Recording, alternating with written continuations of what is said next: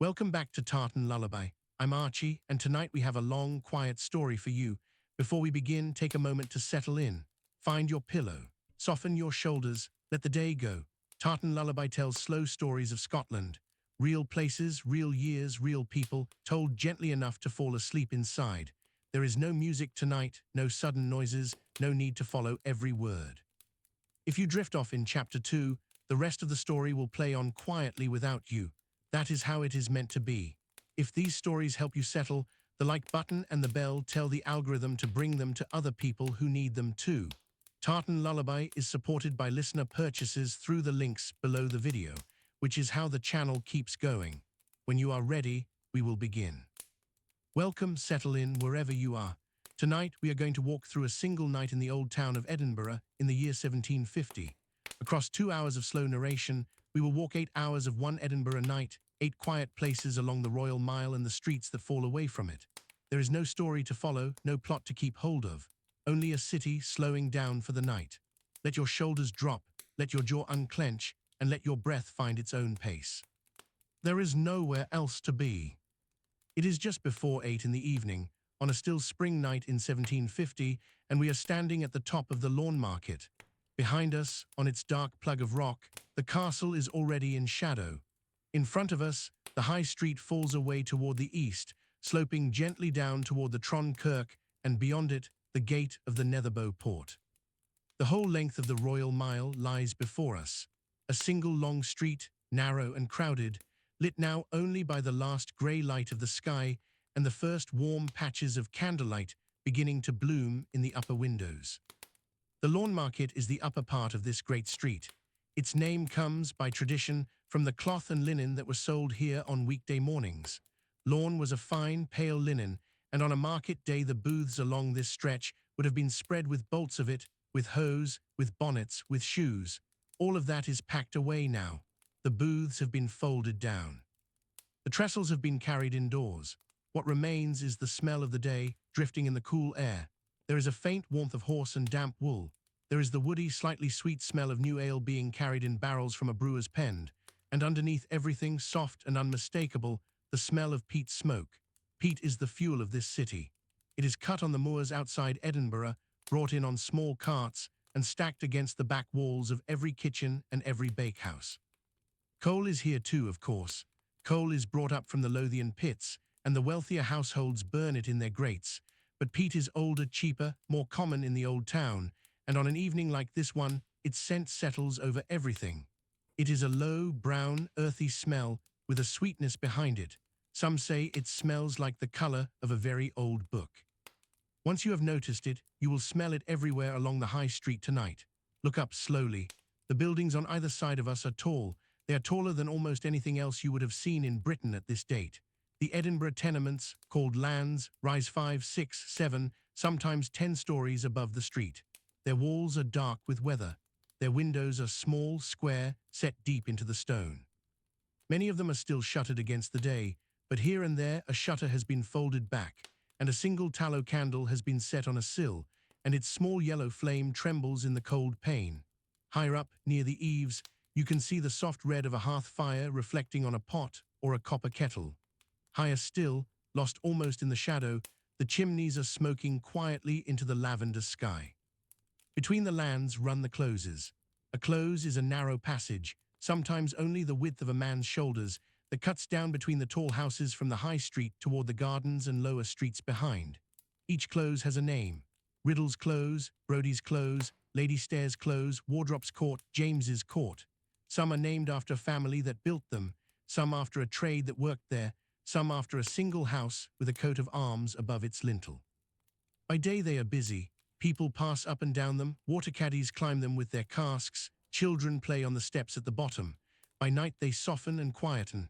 A lamp begins to glow at the top of one. A door opens partway and a voice calls a name into the darkness, then closes again. A young lad in a leather apron is moving along the street now with a long taper in his hand. He is one of the lamplighters. There are not many street lamps in Edinburgh in 1750. Public lighting in the old town is patchy. The town council has set a few oil lamps on iron brackets at certain corners, but most light comes from inside the houses, spilling out through small panes onto the cobbles. The lamplighter pauses at the corner of one of the closes. He reaches up with his taper. There is a small soft pop as the wick catches, and then a small steady glow, no bigger than a fist, that lifts the corner out of the dusk. The boy nods to himself, satisfied, and walks on. Pause for a moment, with him gone, and just listen. The market criers have stopped, but you can still hear voices a little further down the street. A woman is calling her children indoors in a soft, patient sing-song. From a chamber above us, two men are talking slowly in a low burr that rises and falls without any urgency. From somewhere unseen comes the wooden clop of a single horse, walking, not trotting, the rider in no hurry. There are no engines in this city. There are no wheels on rubber tires. There are no electric hums, no distant motorways, no aeroplanes overhead. Sound carries differently here. A bucket set down on a stone flag 2 closes away is as clear as if it were beside you. A boy whistling on the next street will stop suddenly, mid-tune, and you will hear him cough and start again. The Lawnmarket itself is settling. A merchant in a dark coat is closing the shutters of his shop, methodically, working from one end to the other. He pauses as he reaches the last one, looks up at the sky, decides it is worth the small risk of leaving it open a little longer, and goes back inside. His apprentice carries a stool and a lantern out into the street, sets them down, and waits. The lantern is a small horn lantern, with thin sheets of cattle horn instead of glass. The light coming through it is honey-colored and gentle. The boy will sit there for a while, guarding the shop's door, and then he will be sent to bed. Above the rooftops, the sky is changing. It is no longer the bright blue of late afternoon, nor yet the deep dark of full night. It is an in-between blue, soft and inky, with a few faint stars beginning to show in the east, over the Forth. The castle, behind us, has become almost a single shape, a long, low silhouette against the lighter west, where the day's glow still lingers above the Pentland Hills. If you breathe in slowly here, you will catch all the layers of the city at once.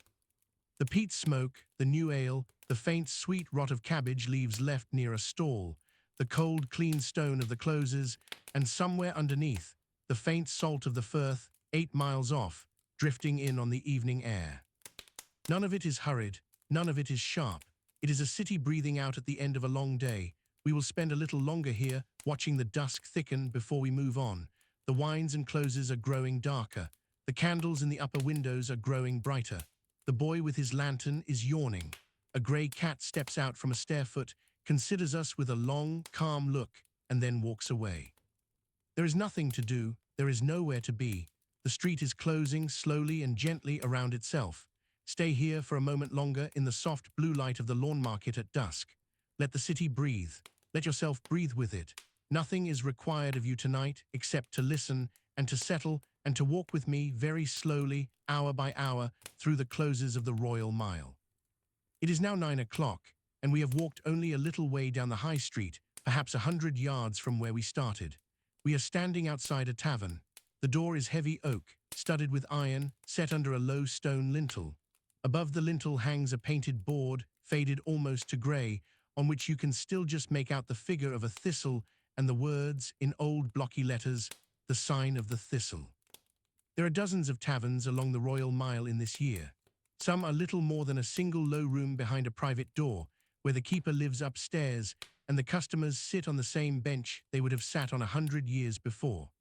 Others are larger, with several rooms, a backyard, a stable for the horses of country gentlemen, and a small parlour upstairs for the better sort of customer. The thistle is somewhere in the middle. We will not go in for a drink. We will simply stand at the door for a while and let the warmth and the noise come out to us in soft waves. When the door opens, as it does now, to let a man and a woman out into the street, you can see the room inside. The walls are panelled in dark oak, blackened by 100 years of smoke from the tallow candles and the open hearth. The floor is sanded boards, swept with fresh sand each morning to soak the spills. The hearth is large, and the fire in it is settled, glowing with the deep red of a peat fire that has been burning since the early afternoon.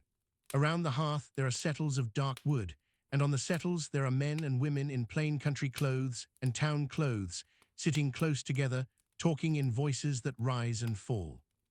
On a long trestle table in the middle of the room there are pewter mugs, wooden bowls, a brown jug with a chipped lip, and the remains of what looks like a barley loaf. The mugs hold ale. Edinburgh ale of this date is dark and strong, brewed in the houses around the Cowgate, and famous as far away as London.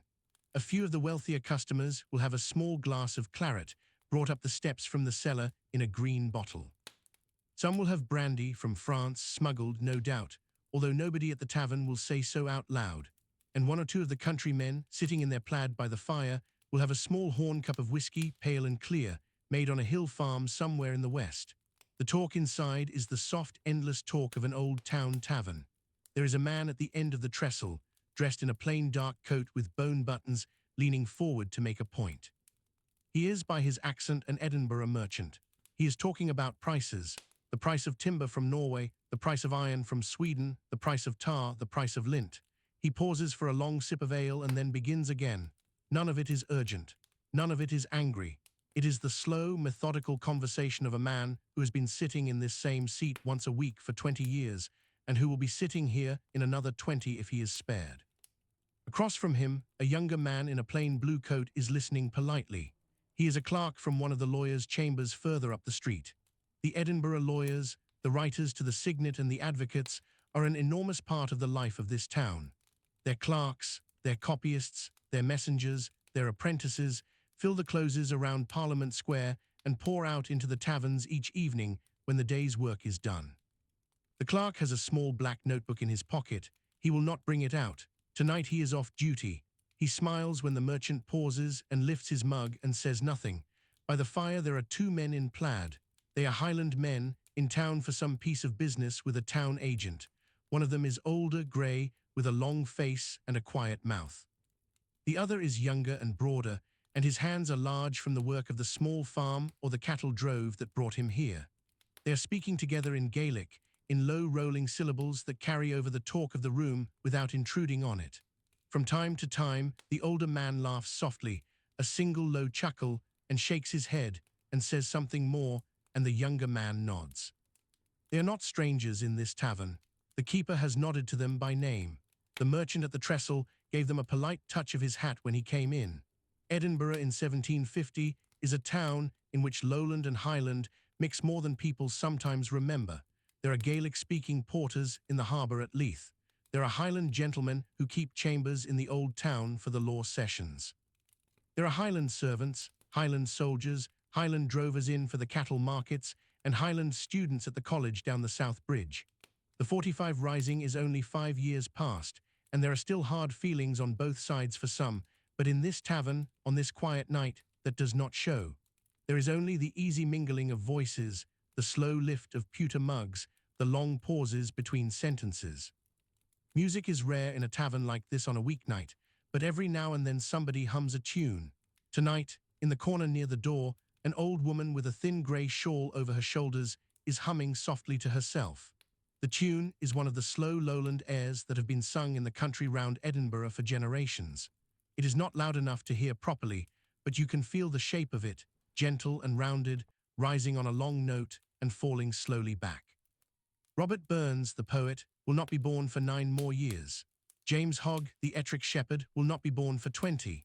Yet the airs they will one day write words to are already here, in the mouths of old women in the corners of taverns, in the throats of country servants on long evenings, hummed half to themselves and half to the room. The keeper, a heavy-set woman in a clean white apron, moves quietly from table to table. She lifts an empty mug here, sets a fresh one down there. She has been on her feet since 6 in the morning, and she will be on her feet for another 2 hours yet, and her face shows none of it. She has the calm, even slightly amused expression of somebody who has heard every kind of conversation 100 times over and has long since stopped being surprised by any of it. Step back from the door now into the street. The high street is darker than it was an hour ago. The lamplighter has been further down toward the Tron, and a string of small dim flames now hangs along the corners of the closes. Above us, the upper windows of the lands are bright with hearth light. The taverns themselves throw out small puddles of warmth onto the cobbles where their doors stand open. From 2 closes away, you can hear a fiddle being tried slowly by somebody who is more interested in tuning it than in playing it. The sound is patient, scratchy, careful. After a while it stops and a door closes and the night quietens again. We will move on in a little while. For now, just breathe in the warm tavern air drifting out into the cold street. Peat, ale, candle smoke, the faint sweet smell of toasted oats, the woolen smell of damp coats hanging by the door. It is not a hurried world in there. Nobody is checking the time. Nobody has anywhere they have to be. They are simply sitting in the same room their fathers sat in, drinking the same ale, talking about the same prices, in voices made gentle by long custom. Let your own breath slow, and let the talk inside the tavern be the soft hum at the edge of your hearing, and let the city take another small step towards sleep. We will walk on, in a moment, into the closes that fall away from the high street. There is no rush at all. It is 10 o'clock now, and we have left the high street and stepped into one of the closes that runs down toward the south, in the shadow of the great rock on which the castle stands. The close is narrow. Two people walking abreast would brush each other's coats. Above us, the buildings rise on either side, so high that if you tilt your head back, the strip of sky between them is no wider than a hand's breadth.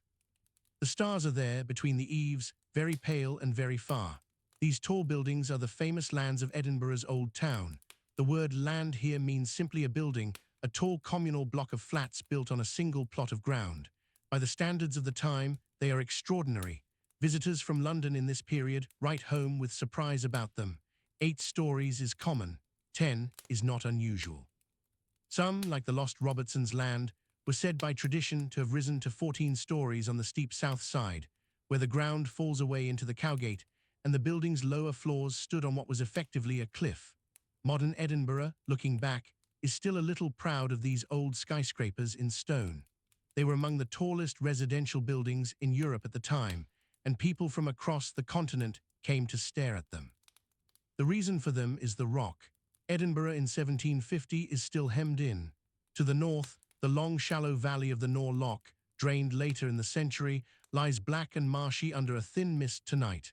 To the south, the city wall and the Cowgate. To the east, the gate of the Netherbow Port closes the town off from the Canongate, which is technically a separate borough. The result is that there is very little ground to spread across, and a growing population has had to grow upwards. Pause here in the close, with one hand against the cold stone of the wall, and just look up. On the floor immediately above the close, on what we would call the first floor, you might find the cellars and storerooms of one of the wealthy families that owns part of the building. On the second floor, you might find a workshop or the family of a merchant.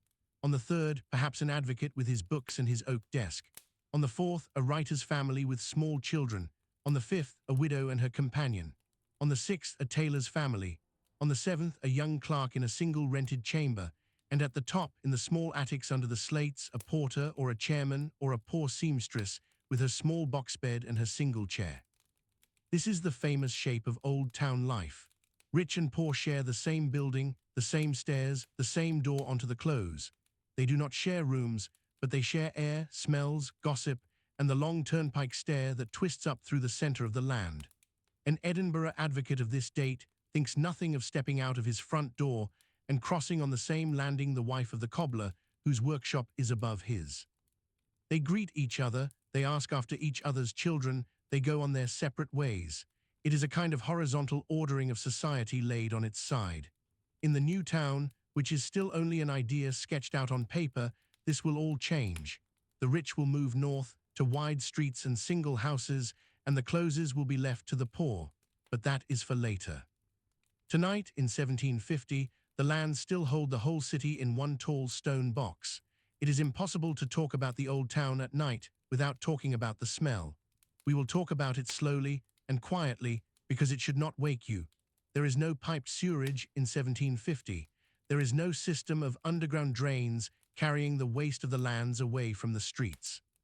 Each household has chamber pots and slop pails, and at certain hours of the day and night, these are emptied into the closes from upstairs windows. The custom is that the householders shout a warning before they tip. The warning is a single phrase, half French, half Scots. They lean out, listen for footsteps, and then call down "Gardez-le," which is taken from the French "Gardez-le," meaning mind the water. The pedestrian below, hearing it, calls back "Hold your hand," which is to say, hold your hand, and steps quickly into a doorway. Tonight, Gardez-le has officially passed. The town drum in this period is beaten down the high street at 10 o'clock to mark the curfew, and the tipping of the chamber pots is supposed by long custom to happen only after the drum has gone past.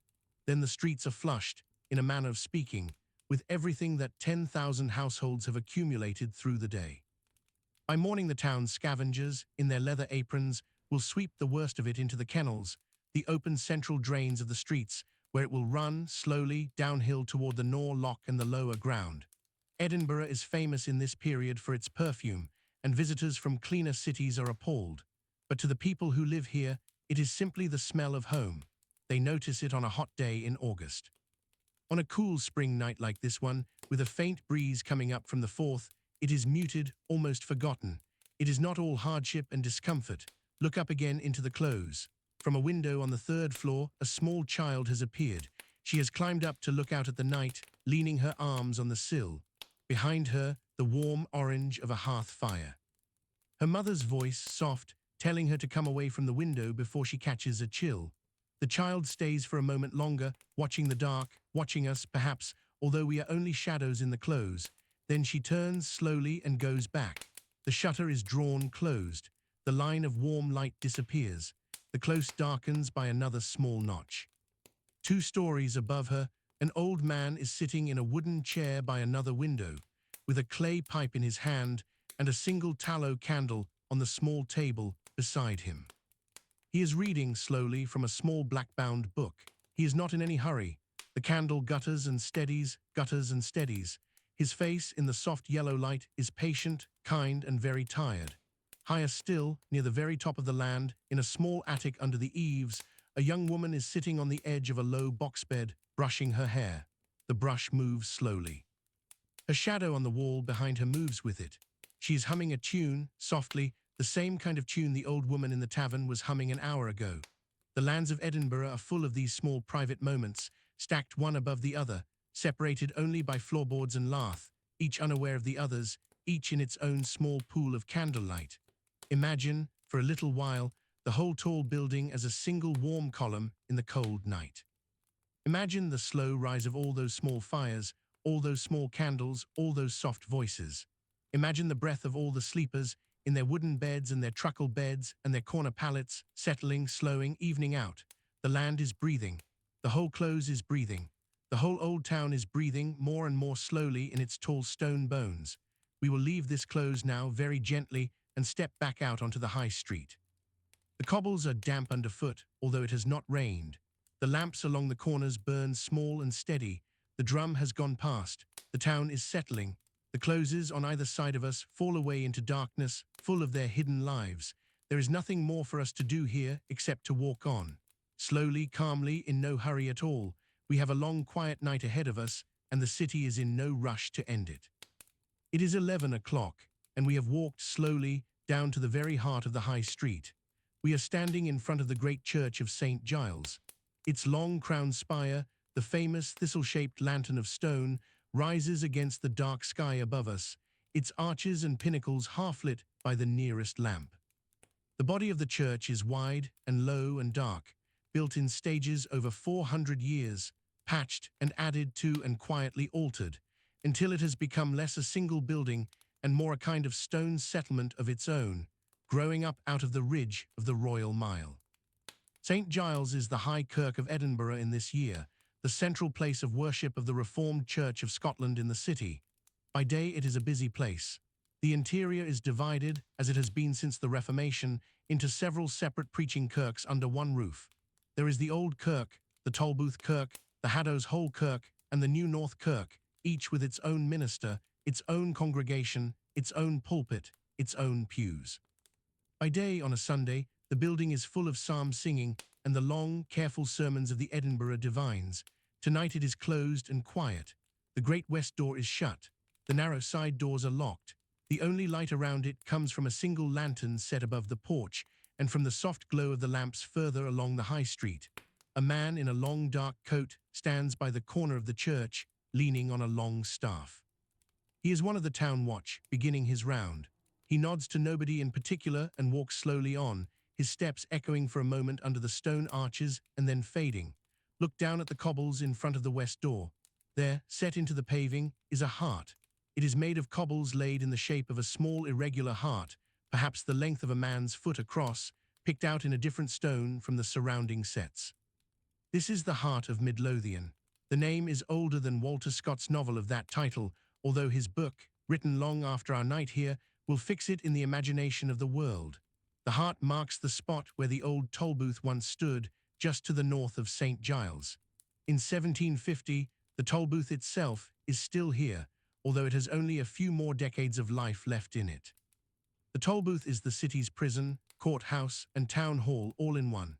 It is a tall, narrow building, jammed up against the western end of the church, blocking part of the high street, with a steep gable, small barred windows, and a single heavy door studded with iron. Inside it are debtors, petty thieves, prisoners awaiting trial in the High Court of Justiciary, and sometimes condemned men in their last few nights. The cells are small and crowded. The windows are too high to climb to. The smell, by all accounts, is very bad, but on this particular night, the Tolbooth is unusually quiet. There are some prisoners inside, certainly, but few enough that the keepers are sleeping in shifts. From the small barred window of one of the upper cells, a single weak candle shows. Somebody is awake in there, but they are not making any noise. They may be praying, they may be writing a letter, they may simply be sitting, watching the candle. Edinburgh in this year is a city of public reckoning. The condemned are taken from this very building, in due course, on a chair, and led the short distance up to the Grassmarket, where the gallows stand. Crowds gather. Sermons are preached. Pamphlets are printed and sold. There is, in the modern sense, no privacy in punishment. But on a still night like this, with the lamps burning low and the church closed and the prison hushed, the building is no more frightening than any other dark stone shape on the street. It is simply there. We will not look at it for too long. There is sadness in it, and we are here for sleep, not for sadness. So let us turn back to St. Giles and stand under its long flank and look up. Above us, set into the stone, is the famous crown spire. The architects of medieval Edinburgh, when they finished the body of the church, had a problem. The traditional spire of a great kirk is a tall pointed needle rising above the city, but St. Giles stands on a high ridge, and a needle spire would have been blown about and worn away by the wind. So they built instead a great open lantern of stone, in the shape of an imperial crown, with 8 curved arches meeting at a small central spire. It is one of only a handful of such crown spires in Scotland, and the most famous. By day, against a blue sky, it is delicate. By night, against the deep blue of an Edinburgh evening, it becomes a black filigree like ironwork. Inside, the church is dark. Behind the closed door, the long aisles are full of cold air and the faint smell of old books and old paint and beeswax. The pews are empty. The pulpit stands silent. Somewhere in the south aisle, a single small lamp will be burning all night above the door of the vestry by long custom. Its light will fall on the stone floor in a small yellow circle and then fade. Listen now. The bells of St. Giles begin to ring. They mark the 11th hour slowly and methodically. The great bell, hung in the crown lantern, has a deep voice, and its notes seem to come from the rock of the city itself. 11 slow strokes. Each one rolls out across the high street, down into the closes, over the dark roofs of the lands, across the Nor Loch, away to the north, down into the Cowgate, away to the south. Each one fades slowly before the next begins. By the time the 11th has gone, the air seems even quieter than it was before. The bell has lifted some of the day out and let it go. The town watch has paused on the corner, taken his hat off, and put it back on. A man at an upper window has crossed himself, an old habit not yet entirely lost in this reformed city. A child somewhere has turned over in her sleep without waking. Stand, for a little while, in the soft after-silence of the bell. The ring has ended, but its echo is still somewhere in your chest. The crown spire is dark above you. The heart of Midlothian is at your feet. The Tolbooth waits with its single candle. The old town stretches away to the east and west in its tall, calm stone shapes. Nothing is required of you here. You do not need to think about the prison, or the gallows, or the long history of this building. You are simply standing, for a little while, at the heart of the old town, on a still spring night in 1750, listening to a bell that has stopped, and feeling the city breathe out. When we walk on, in a few moments, we will walk away from the high street and go down, by one of the steep wynds, into the Cowgate. The Cowgate is older than this church, older than this prison, older than almost anything around us. It is the lower thoroughfare of the old town, and in the small hours it has its own quiet life. We will walk into it very slowly and see what we find. It is midnight, and we have come down by one of the steep wynds away from the high street into the broad lower street that runs east and west under the long shadow of the closes. This is the Cowgate. The name is older than most of the streets above it. There has been a Cowgate here, by record, since at least the 14th century. In the days when Edinburgh was still a small walled town clustered up on the ridge, the cattle of the burgesses were driven down to the open ground here in the morning and back up the wynds in the evening. The street kept the name long after the cattle stopped using it. Tonight the Cowgate is dark and broad and quiet. The buildings on either side are lower than those above on the ridge, although still tall enough to throw the street into deep shadow. The air down here feels cooler, slightly damper, as if a breath of marsh from the Nor Loch has reached round the back of the old town. There are fewer lamps here than on the high street. The town council has kept its modest lighting budget for the streets where its richest burgesses live. Down here, only a few lanterns burn outside the doors of inns and lodging houses, throwing small honey-coloured pools onto the wet cobbles. We will walk along the Cowgate for a little while, very slowly, observing what is here, but never going close enough to disturb anything. The Cowgate has, by long reputation, a more mixed character than the streets above. Some of its houses belong to wealthy old families who have lived here since before the high street was built up so tall. Others are inns and lodging houses for travellers, drovers, soldiers, country folk. A few are simply small dim rooms behind a broken door, where the very poor of the city sleep on straw. Here on our left is a drover's inn. The drovers are the men who bring cattle down from the Highlands, walking them slowly along the old drove roads to the markets at Crieff and Falkirk, and sometimes on to Edinburgh and the south. By day they are weather-beaten, lean in plaid and brogues, with long sticks in their hands and dogs at their heels. By night, when they have stabled their beasts and counted their money, they sit by an inn fire and let the road fall out of their bones. Through the open shutter of the inn parlour you can see them now, 3 men around a low table, with a single tallow candle in a dish of melted fat and a pewter jug between them. They are not talking much. One is leaning back with his eyes nearly closed. Another is slowly chewing a piece of dark bread. The third, the oldest, is looking into the fire and turning a small horn cup in his hands, the way a man does when he is trying to remember something but is too tired to follow it. Their dogs lie at their feet on the boards, tongues out, ribs rising and falling. The dogs have walked further today than the men have. They will sleep where they fall. We will not look in for long. Step on along the cobbles, past the inn, past a cooper's workshop with its shutters closed and a stack of empty barrels by the door, past a small tenement in which a single child is crying very softly, without urgency, the kind of cry that comes from a dream and does not need answering. Further along, on the other side of the street, a small group of figures are standing close to a low doorway. They are beggars. Some of them have been here at the same doorway for years. There is an old woman in a torn shawl who is known, by long custom, to most of the burgesses on the high street.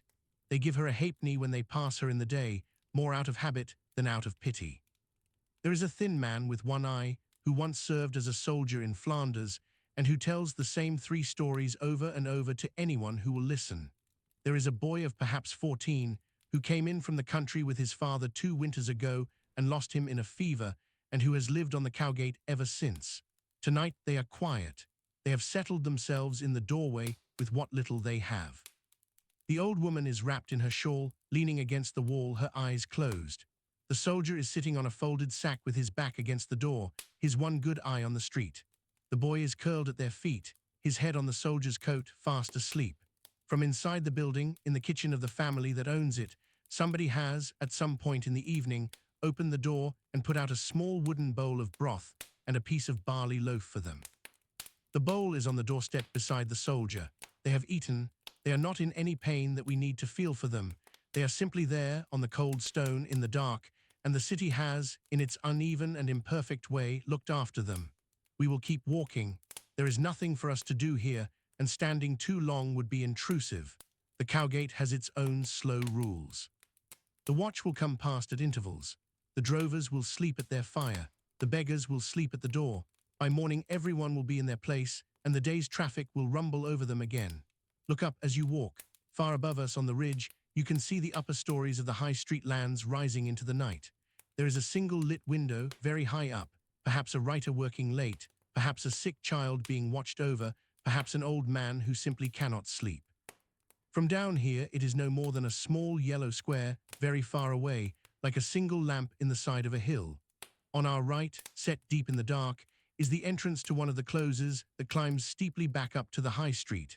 The steps are worn, slick from the day's traffic, and a thin runnel of water trickles down the center of them and disappears under the cobbles. A close like this is often called a wynd when it is open at both ends and traffic can pass through it, and a close when it is closed at one end onto a courtyard or a back garden. The old town has hundreds of them, named and unnamed, official and informal. By night, they are private little streets of darkness, and most of the city's secrets live in them. We will not climb the wynd tonight. We will keep on instead along the Cowgate until we reach a small bridge of stone over a sluggish stream that runs in from the south. The water under the bridge is dark, slow, and smells faintly of horses and laundries. Beyond the bridge, the road opens out a little, and on the right, behind a low wall, you can see the dim shape of the old grey Greyfriars Kirk, the church where in living memory the National Covenant was signed. We will not go closer tonight. The kirkyard is a place for daylight. Instead, turn back. The Cowgate behind us is a dark slot between the buildings, dotted with 3 or 4 small lamps, the soft cough of a sleeping dog, the slow creak of a sign over a door swinging in the very faintest breeze. The drover's inn is darker now, the men inside have gone to bed, and only a single thin curl of smoke rises from its chimney. The beggars in their doorway are all asleep. The watch passes us once more, says very softly, "Good night, sir, ma'am," though we are no more than shadows to him, and walks on. Stay here on the small bridge for a moment longer. The city above us on the ridge is mostly dark. The few late candles in the upper lands have been put out. Even the high street by this hour is nearly silent. The Cowgate down here is where the last small noises of the city are gathered, and even they are settling. Let your shoulders soften. Let your breath find its long, easy rhythm. The Cowgate is keeping its own quiet hours. Nothing is required of you except to listen to the slow water under the bridge and the slow breath of the sleeping town. It is 1 o'clock in the morning, and we have walked, gently and a little dreamily, away from the old town and out toward the northwest.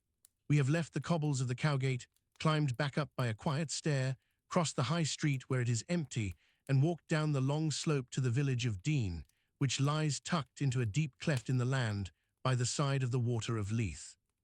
Dean village in 1750 is not yet within the city. The new town has not been built. The wide bridge that will, in time, span the gorge over our heads is still 70 years away. Dean is a small huddle of stone houses, a couple of dozen at most, gathered along the banks of the small, fast river that winds down from the Pentland Hills toward the Forth. It is, above everything else, a village of millers. The water of Leith here drops in a series of small falls and rapids, and for centuries the millers of Edinburgh have used those falls to turn the wheels of their grain mills. There are, by various accounts, 11 mills along this stretch of the river, although the number changes from year to year as fires destroy old wheels and new wheels are built in their place. They grind oats, barley, and wheat for the bakers of the old town. There are also walk mills, where rough cloth from the country weavers is pounded in soapy water to thicken it into the warm woolen plaiting the country people wear. There are tanneries further down, although we will not walk to those tonight, because a tannery has a smell that no storyteller would wish on a sleeping listener. We are standing on the small stone bridge over the river in the middle of the village. The bridge is old, narrow, with low parapets. Below us, the water of Leith flows quickly through a stone channel between the mills. Even at this hour in the dark, you can hear it. It is not loud. It is a steady, smooth, white sound made of small pourings, slips, and falls. The water is dark, but where the lantern from a nearby mill catches it, it shines silver, and you can see the swift slide of it over the smoothed, mossy stones. On the far bank, the largest of the grain mills is still working. The wheel turns slowly. You can hear the wood of it groan softly with the weight of water. From inside, there comes the muffled rumble of stones turning, the soft hiss of grain falling between them, and now and then the brief soft thump of a sack being set down on a wooden floor. Edinburgh, in 1750, eats a great deal of bread and a great deal of porridge. The bakers in the high street start at 4 o'clock in the morning, To have meal ready for them, the millers in the Dean must work at night. So the wheels turn, the stones grind, and the sacks are filled, while the rest of the city sleeps.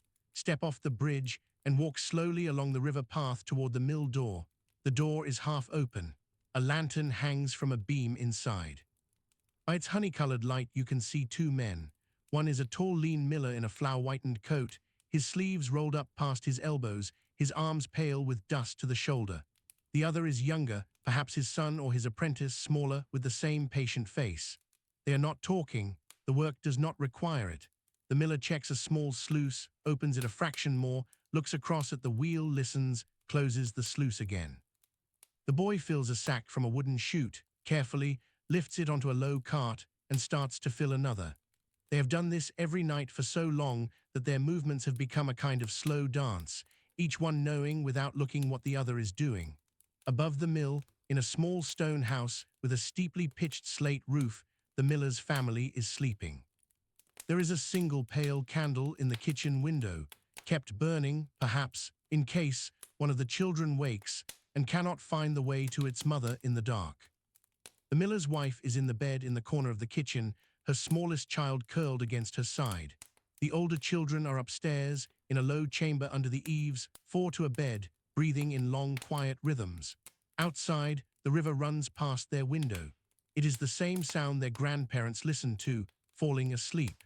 It is the same sound their grandchildren will listen to, and their grandchildren after them. The water of Leith does not change. The wheel turns. The stones grind. The sacks fill. Walk a little further along the river path. The path is rough, with worn stones and patches of moss. On one side is the river, fast and silver. On the other are the mossy stone walls of small kyle yards, where the millers' families grow cabbages, kyle, leeks, parsley, the few hardy vegetables of a Scottish kitchen garden. Beyond the kyle yards, the cliff rises up to the open ground above. Here and there between the mills you pass a small cottage, most are dark.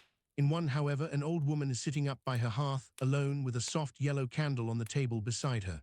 She is not doing anything in particular. She is simply sitting, her hands in her lap, looking into the fire.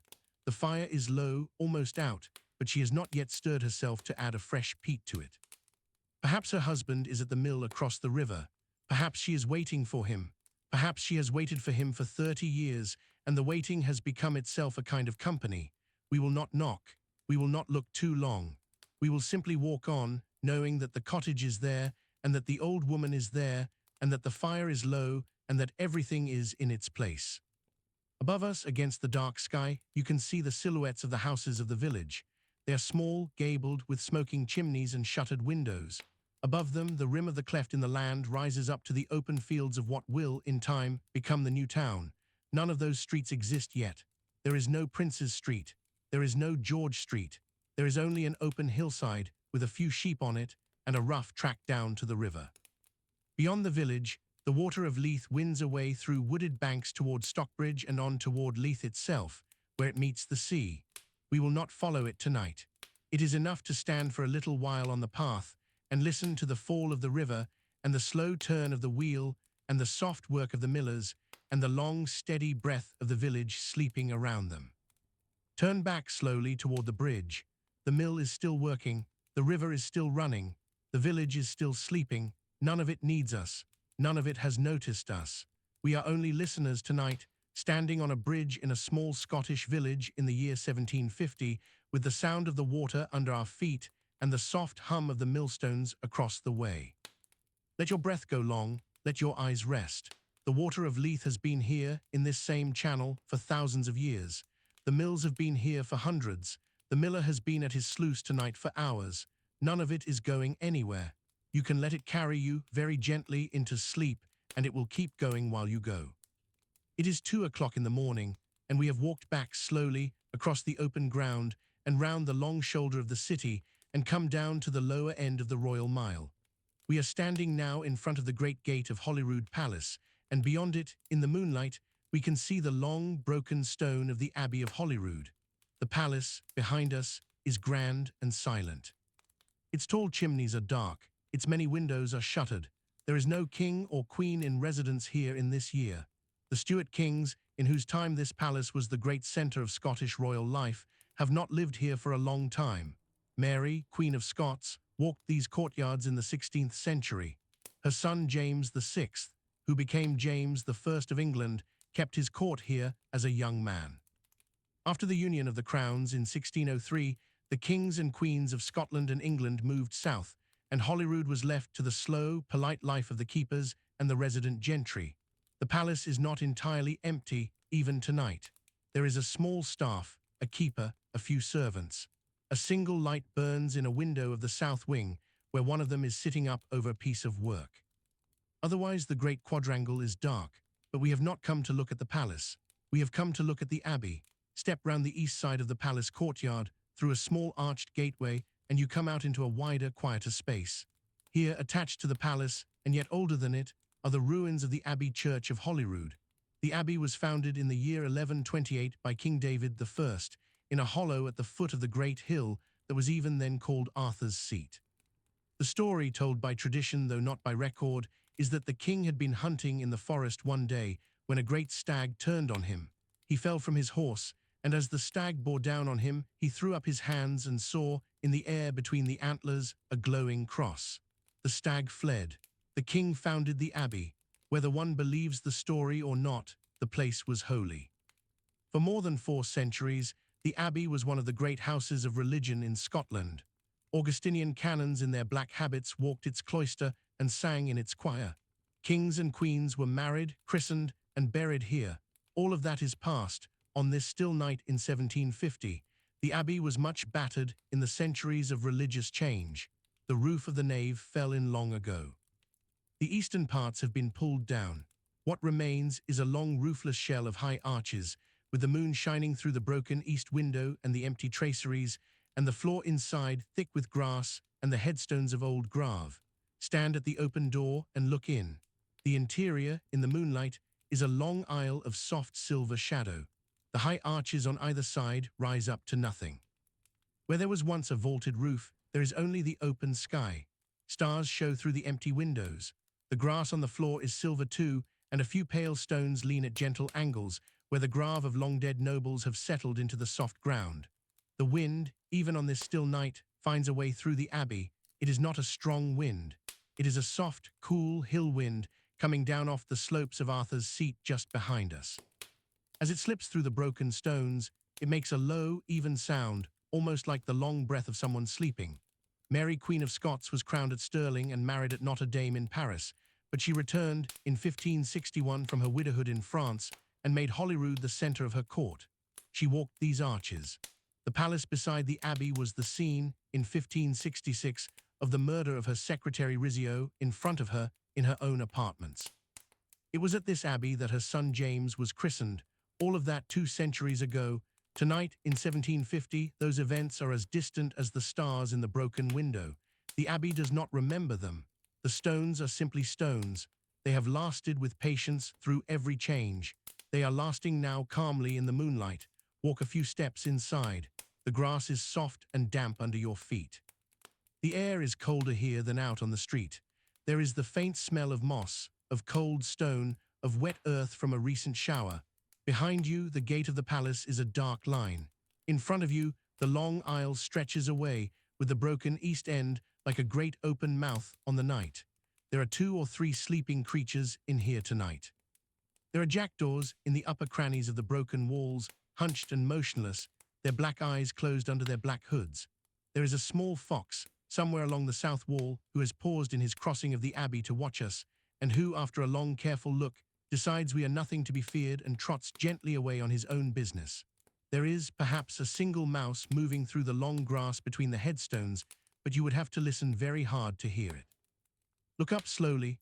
Above the broken east end of the Abbey, the moon is high. It is a soft 3/4 moon, not full but bright enough to throw its silver light into the empty windows. To one side of it, a single pale star burns. The sky is a deep blue-black, almost without cloud. Behind the Abbey, the great dark hill of Arthur's Seat rises up, not a mountain by Highland standards, but high enough and wild enough, even now, even within the city's reach, to feel like open country. There are sheep on it somewhere, sleeping in the heather. There is a single bird up there, a curlew or an oyster-catcher down from the shore, calling once, very softly, and then again, and then nothing. Step back to the doorway. Stand there with one hand on the cold stone of the arch and just look. The Abbey at this hour is one of the gentlest places in the city. There is no fear here. The dead in the floor have been dead a very long time, and they are not restless. The arches that remain have stood through fire, war, riot, and weather, and they are not anxious about lasting another night. The moon comes through the windows, the wind slips through the stones, the jackdaws hunch in their crannies, and everything is as it has been for a long time. We will not stay much longer. We will turn gently and walk back through the small arched gateway, past the dark windows of the palace, and out toward the foot of the Royal Mile, where the city closes its long stone hand again around the night. Behind us, the Abbey stays as it is. The moon stays where it is. The wind makes its low, slow, sleeping sound through the empty windows, and the stars wheel slowly overhead, and nothing else needs to happen. Let your own breath go with the wind in the stones. Let your shoulders go heavy. Let the Abbey carry the weight of the night for a while.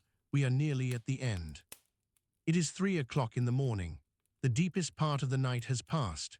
The first faint paleness has not yet shown in the eastern sky, but the air feels different, cooler, cleaner, softly turning toward the long, slow hour before dawn. We have walked slowly, all the way back up the long slope of the Royal Mile, past the closed High Street, past the still dark closes, past the silent kirk of St. Giles, past the Lawnmarket where we began, and we have come out at the very top, on the broad open ground in front of the gates of the castle. This is the Esplanade. By day in this year the Esplanade is busy. It is a parade ground for the soldiers of the castle garrison. It is a place where merchants and lawyers and country folk pause to look down at the city falling away beneath them. By night it is empty. There are few lamps near the castle gate. There is a sentry on duty in his small wooden box, his musket leaning against the wall beside him, his eyes half closed but his ears open. There is the long, slow sound of the wind, finally a little stronger up here than down in the streets, moving over the empty stone. We will stand here, near the center of the Esplanade, and look out. From this height, the whole city lies spread below us. Directly in front, the long ridge of the Royal Mile drops away to the east, with its closes and lands stacked dark on either side. You can pick out in the dim light the spire of St. Giles, the gable of the Tron Kirk further down, the dark mass of the Cowgate beyond, and at the very end the courtyard of Holyrood. Beyond Holyrood, the great dark hill of Arthur's Seat. Beyond the hill, the open sea. To the north, beyond the dark hollow of the Nor Loch, the ground rises again in a broad open slope. There is, at this date, almost nothing on it. A few small farmsteads, a few stone walls, a track or two. In another 20 years, the architects will begin to draw their straight, wide streets across that slope. In another 50 years, the new town will stand there in long terraces of pale stone. Tonight it is open ground, with a single lit window, perhaps a farmer's house, very small in the distance. Beyond the open ground, the land falls again toward the Firth. The Forth itself is wide here, several miles across, and dark. You can see it as a great band of slightly different darkness between the city and the hills of Fife on the far side. A few small lights are visible on the water, the lanterns of fishing boats out from the harbours of Newhaven and Leith, beginning their work before dawn. Other lights show on the far shore, the small towns of Burntisland and Abbey and Inverkeithing going about their own quiet hours. Behind us, the great rock of the castle rises into the night. The walls of the keep are dark. A single lamp burns in a window of the governor's house. The grey stone of the half-moon battery, where the great guns sit in their quiet rows, is just visible in the half-light.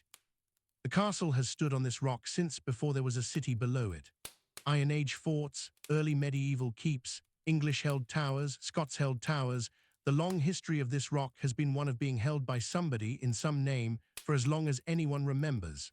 Tonight, in 1750, the rock is held by the British government, garrisoned with regular soldiers, peaceful enough at this hour, settled into its long routine. Up here at this height, you can feel the age of the city in a way you cannot down in the closes. Down there, the streets have a daily life, a market life, a tavern life, a sleeping life. Up here, the city becomes a single thing, a long ridge of stone with the river on one side and the loch on the other, with the Abbey at one end and the castle at the other, and you can almost feel how long it has been here, doing this, breathing in and out, century after century. Stand for a while and let that age settle around you. There is no hurry to move. There is nowhere else to go. The city is asleep. The hills are asleep. The Firth is asleep. The whole long ridge from here down to Holyrood is, by now, almost entirely silent. Even the watch in the closes has gone home. Even the millers in the Dean have, by this hour, slowed their wheels. Look at the sky. To the east, just above the dark line of the hill, there is perhaps the very first hint of a paler grey. It is so faint that you might not be sure. It might still be your eyes adjusting. It might be the moon, still high but moving now toward the horizon. Or it might at last be the beginning of dawn, still an hour or more away, but starting very gently to lift the night by its lower edge. The first sounds of the morning will come in their proper time. The first cock will crow somewhere down in the gardens of the Cowgate, and another will answer from the backyard of an inn. The bakers' fires will be stirred. The first carts will rumble in from the country with milk and meal. The first chamber pot will be emptied with a quiet gardeloo into the kennel of an upper close. The town drum will, in due course, beat the morning awake. The castle's morning gun will, much later, mark 8 o'clock for the city below. But all of that is still in front of us, and it is not for us to listen to. Our walk ends here, on the Esplanade, with the city stretched dark below, the castle dark behind, the hills dark beyond, and the sky just on the edge of beginning to think about turning. Let your eyes close, if they have not already closed. Let your breath go long and easy. Let the wind on the open ground be the soft sound at the edge of your hearing. The city you have walked through is all around you now, in your imagination, in its tall closes and its dark wynds, in its taverns and its churches, in its mills by the river and its abbey by the hill. None of it needs anything from you. None of it asks you to remember it. It is simply there in 1750 in the small hours, settled into the long quiet of the night. Stay with it for as long as you wish. Walk back in your mind down any close you remember. Stand at any door. Listen to any voice. Or simply rest where you are on the Esplanade, with the castle behind you and the city below, and let the slow breath of old Edinburgh be the slow breath of your own sleep. There is nowhere else to be. There is nothing else to do. The night is long and the city is patient. Sleep well. We have come to the end of our walk through old Edinburgh on a still spring night in 1750. 8 hours, 8 quiet places, one long city falling slowly asleep around us. The Lawnmarket, the High Street Tavern, the closes under the castle, the kirk of St. Giles and the old Tolbooth, the Cowgate at midnight, the village of Dean by the water of Leith, the moonlit ruin of Holyrood Abbey, and the open ground at the top of the castle, Esplanade, with the city lying dark below us. If you are still listening, you are very welcome to begin again at the start and walk it over once more. The city is still here. The closes are still here. The lamplighters and the millers and the old woman by her hearth and the boy asleep in the doorway are all still here in 1750 doing what they were doing. But if your eyes are heavy, then let them stay heavy.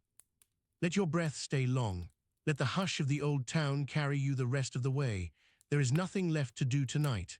Sleep well, and we will walk somewhere else in Scotland soon on another quiet night. Chapter 11, Strathnaver, 1814. Welcome back to Tartan Lullaby. I'm Archie, and tonight we have a long, quiet story for you. Before we begin, take a moment to settle in. Find your pillow. Soften your shoulders. Let the day go. Tartan Lullaby tells slow stories of Scotland.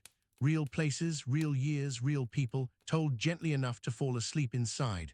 There is no music tonight, no sudden noises, no need to follow every word. If you drift off in Chapter 2, the rest of the story will play on quietly without you. That is how it is meant to be. If these stories help you settle, the like button and the bell tell the algorithm to bring them to other people who need them too. Tartan Lullaby is supported by listener purchases through the links below the video, which is how the channel keeps going.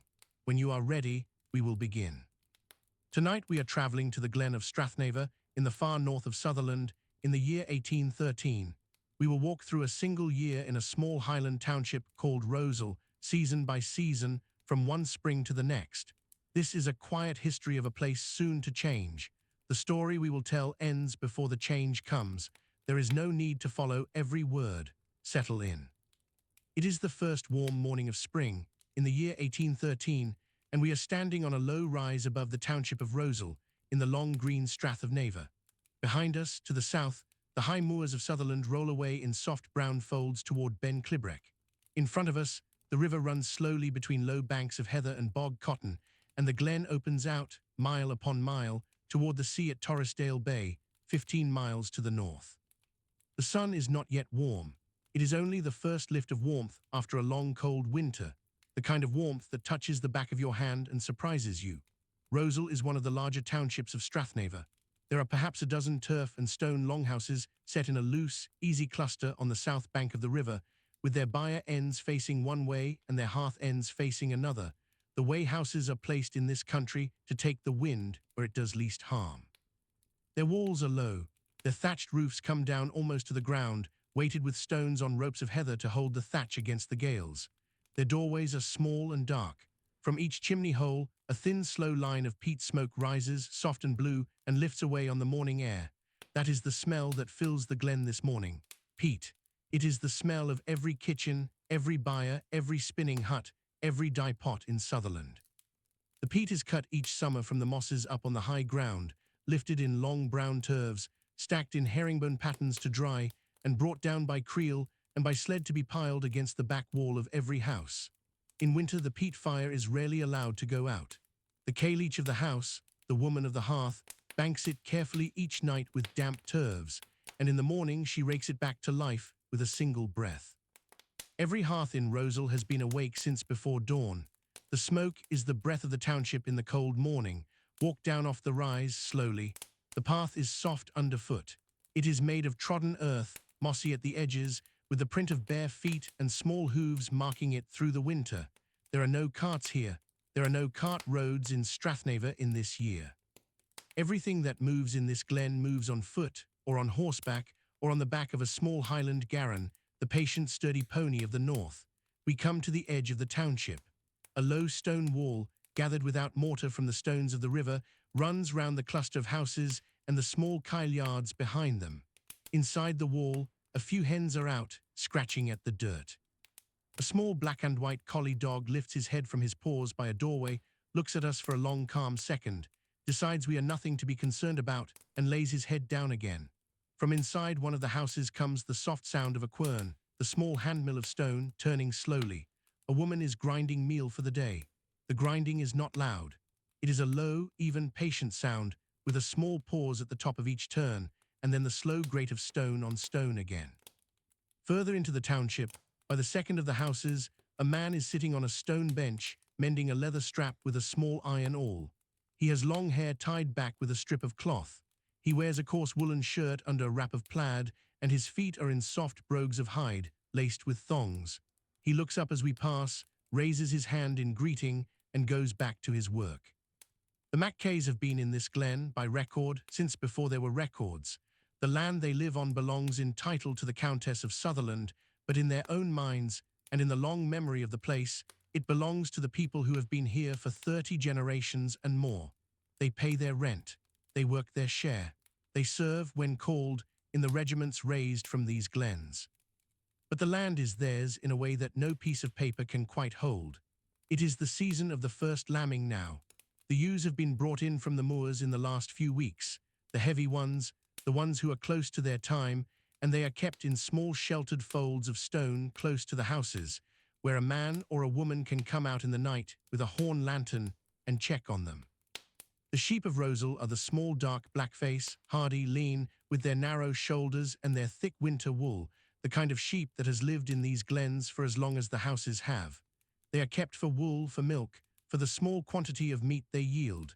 They are not yet, in this glen, a commercial animal. They are part of the family in the loose Highland way. Walk softly to the edge of the nearest fold. Inside, a young ewe is standing very still. There is a lamb beside her in the straw, only an hour or two old, dark and thin and unsteady, its small black hooves planted carefully on the ground, its head lifted toward its mother. As we watch, the lamb tries a step. It half stumbles. The ewe nudges it gently with her nose. The lamb finds its mother's flank and begins, with the soft, sudden urgency of all new lambs, to feed. Its tail flicks. Its small body trembles. The ewe stands patiently, chewing slowly, looking out across the fold with the calm, slightly bored expression of a mother who has done this many times before. At the far side of the fold there is a man kneeling. He is the older brother of the family, perhaps 50 or so, with grey at his temples and a kind, weathered face. He is checking a ewe that has not yet lambed, his hand laid gently on her side. He murmurs something to her, a low word of comfort, in the soft Gaelic of the Strath, the language that has been spoken in this glen since the days of the early Christian missionaries. He listens for a moment. He nods to himself. He stands up slowly, his knees stiff from the cold ground. The ewe will lamb in another hour or two, perhaps tonight. There is no hurry. The lambing has its own time. Look around at the houses. They are not grand. They are not built to be grand. They are long, low, black houses of the old Highland style.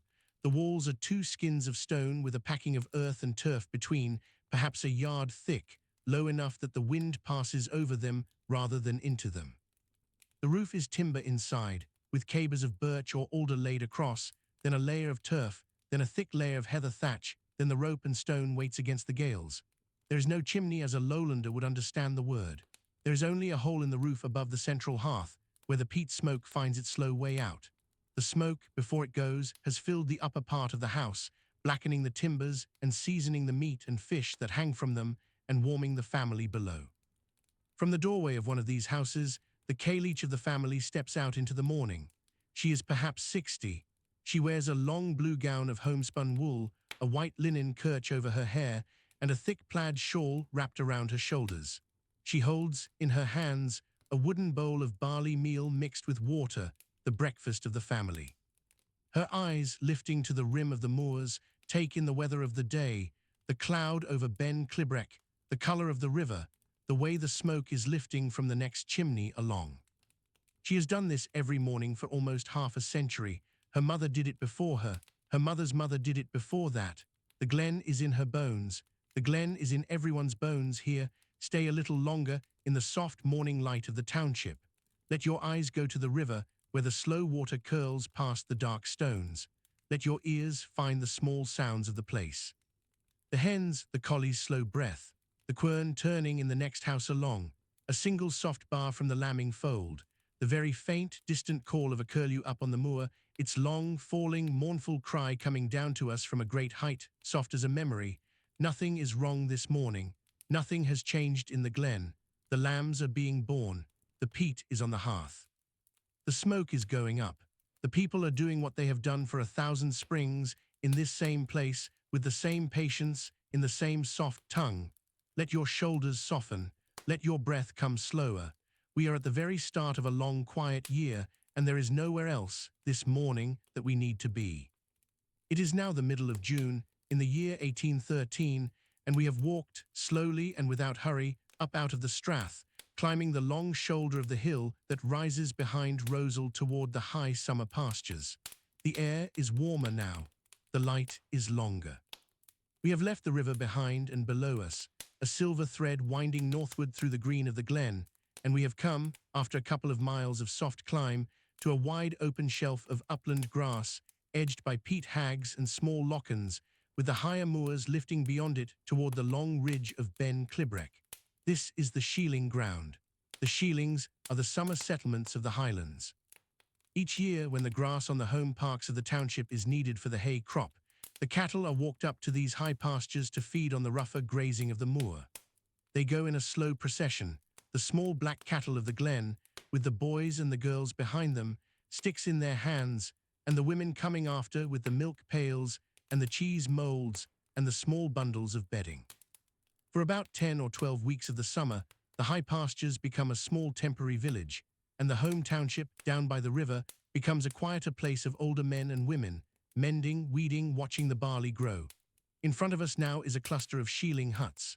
They are small and round, perhaps 8 or 9 feet across, built of unmortared stone with low turf roofs, dug halfway into the ground so that they sit snug against the wind.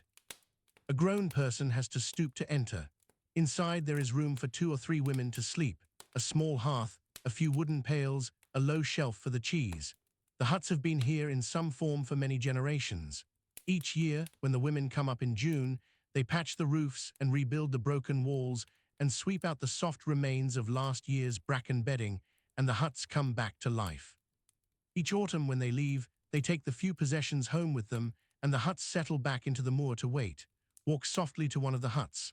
The door is a low rectangle of dark inside the green of the turf. A young woman is sitting just outside it, on a flat stone, with a wooden butter churn between her knees. She is perhaps 18, with dark hair pulled back beneath a linen kerch, her sleeves rolled to the elbow, her bare feet on the warm grass. She is working the dash of the churn up and down, in a slow, easy rhythm. Her arms are strong. The work has been part of her summers since she was small. As she works, she sings, very quietly, almost under her breath. The song is a slow Gaelic milking song, the kind of air that the Cailleach taught the girls when they first came up to the Shielings as little ones. The words speak of a brown cow with a soft eye, and of a calf at her side, and of the morning grass with the dew still on it. The tune is gentle and rounded, rising on a long note, falling slowly back, the way many of the old Shieling airs do. The song does not have to be loud. It is not for performance. It is for the cow, and for the work, and for the long, warm hours of the summer. Beyond the hut, the cattle are out across the open pasture. There are perhaps 40 of them, the small black Highland cattle of the Strath, with their long horns and their thick coats and their patient, slow steps. They are scattered in small groups across the green, heads down, grazing. The bell on the neck of the lead cow makes a soft, irregular clinking as she moves. From further out, you can hear the bells of 2 or 3 others, dotted across the pasture, never in time with one another, a soft, scattered music that drifts on the wind. A boy of perhaps 10 is sitting on a low rise above the herd, with a small stick across his knees and his collie dog beside him. He is barefoot, in a coarse woolen shirt and a small wrap of plaid. His job today is to watch the cattle, to keep them from drifting too far into the bog, to call the dog if a young heifer wanders. He is humming to himself. He is also, every now and then, picking small white bog cotton from the grass beside him and laying it in a careful pile on his lap. He has no purpose for the pile. It is simply something to do in the long, easy hours of a summer afternoon when nothing is going wrong. Walk a little further along the Shieling ground. There are 3 or 4 huts in this small group, and around them the soft signs of summer life. A small wooden tub of fresh milk stands in the shade of a stone. A linen cloth is stretched on the grass to dry, weighted at the corners with pebbles. A small dark cheese, wrapped in fresh nettle leaves, is set on a flat stone to ripen. A pair of leather brogues, the soft skin shoes of the Highlands, has been left to air outside one of the doorways. The whole Shieling smells of milk and warm grass and peat smoke and the faint sweet smell of meadowsweet, which the women have laid on the floor of their huts. Walk out slowly across the open pasture. The grass is short, cropped close by the cattle. There are small flowers in it, tormentil and eyebright, and the soft white heads of bog cotton in the wetter places. A single skylark, very high above, is singing its long, thin song, almost too high to see, only a small dark speck against the pale summer sky. The song goes on, a thread of clear sound spun out across the air, falling and rising and falling again. From here, on this open shelf of upland grass, you can see a great distance. To the north, the Strath falls away in long green folds toward the coast. To the south, the high moors of Sutherland roll on toward the rest of the Highlands, mile upon mile of brown heather, with the lochans glinting in the hollows.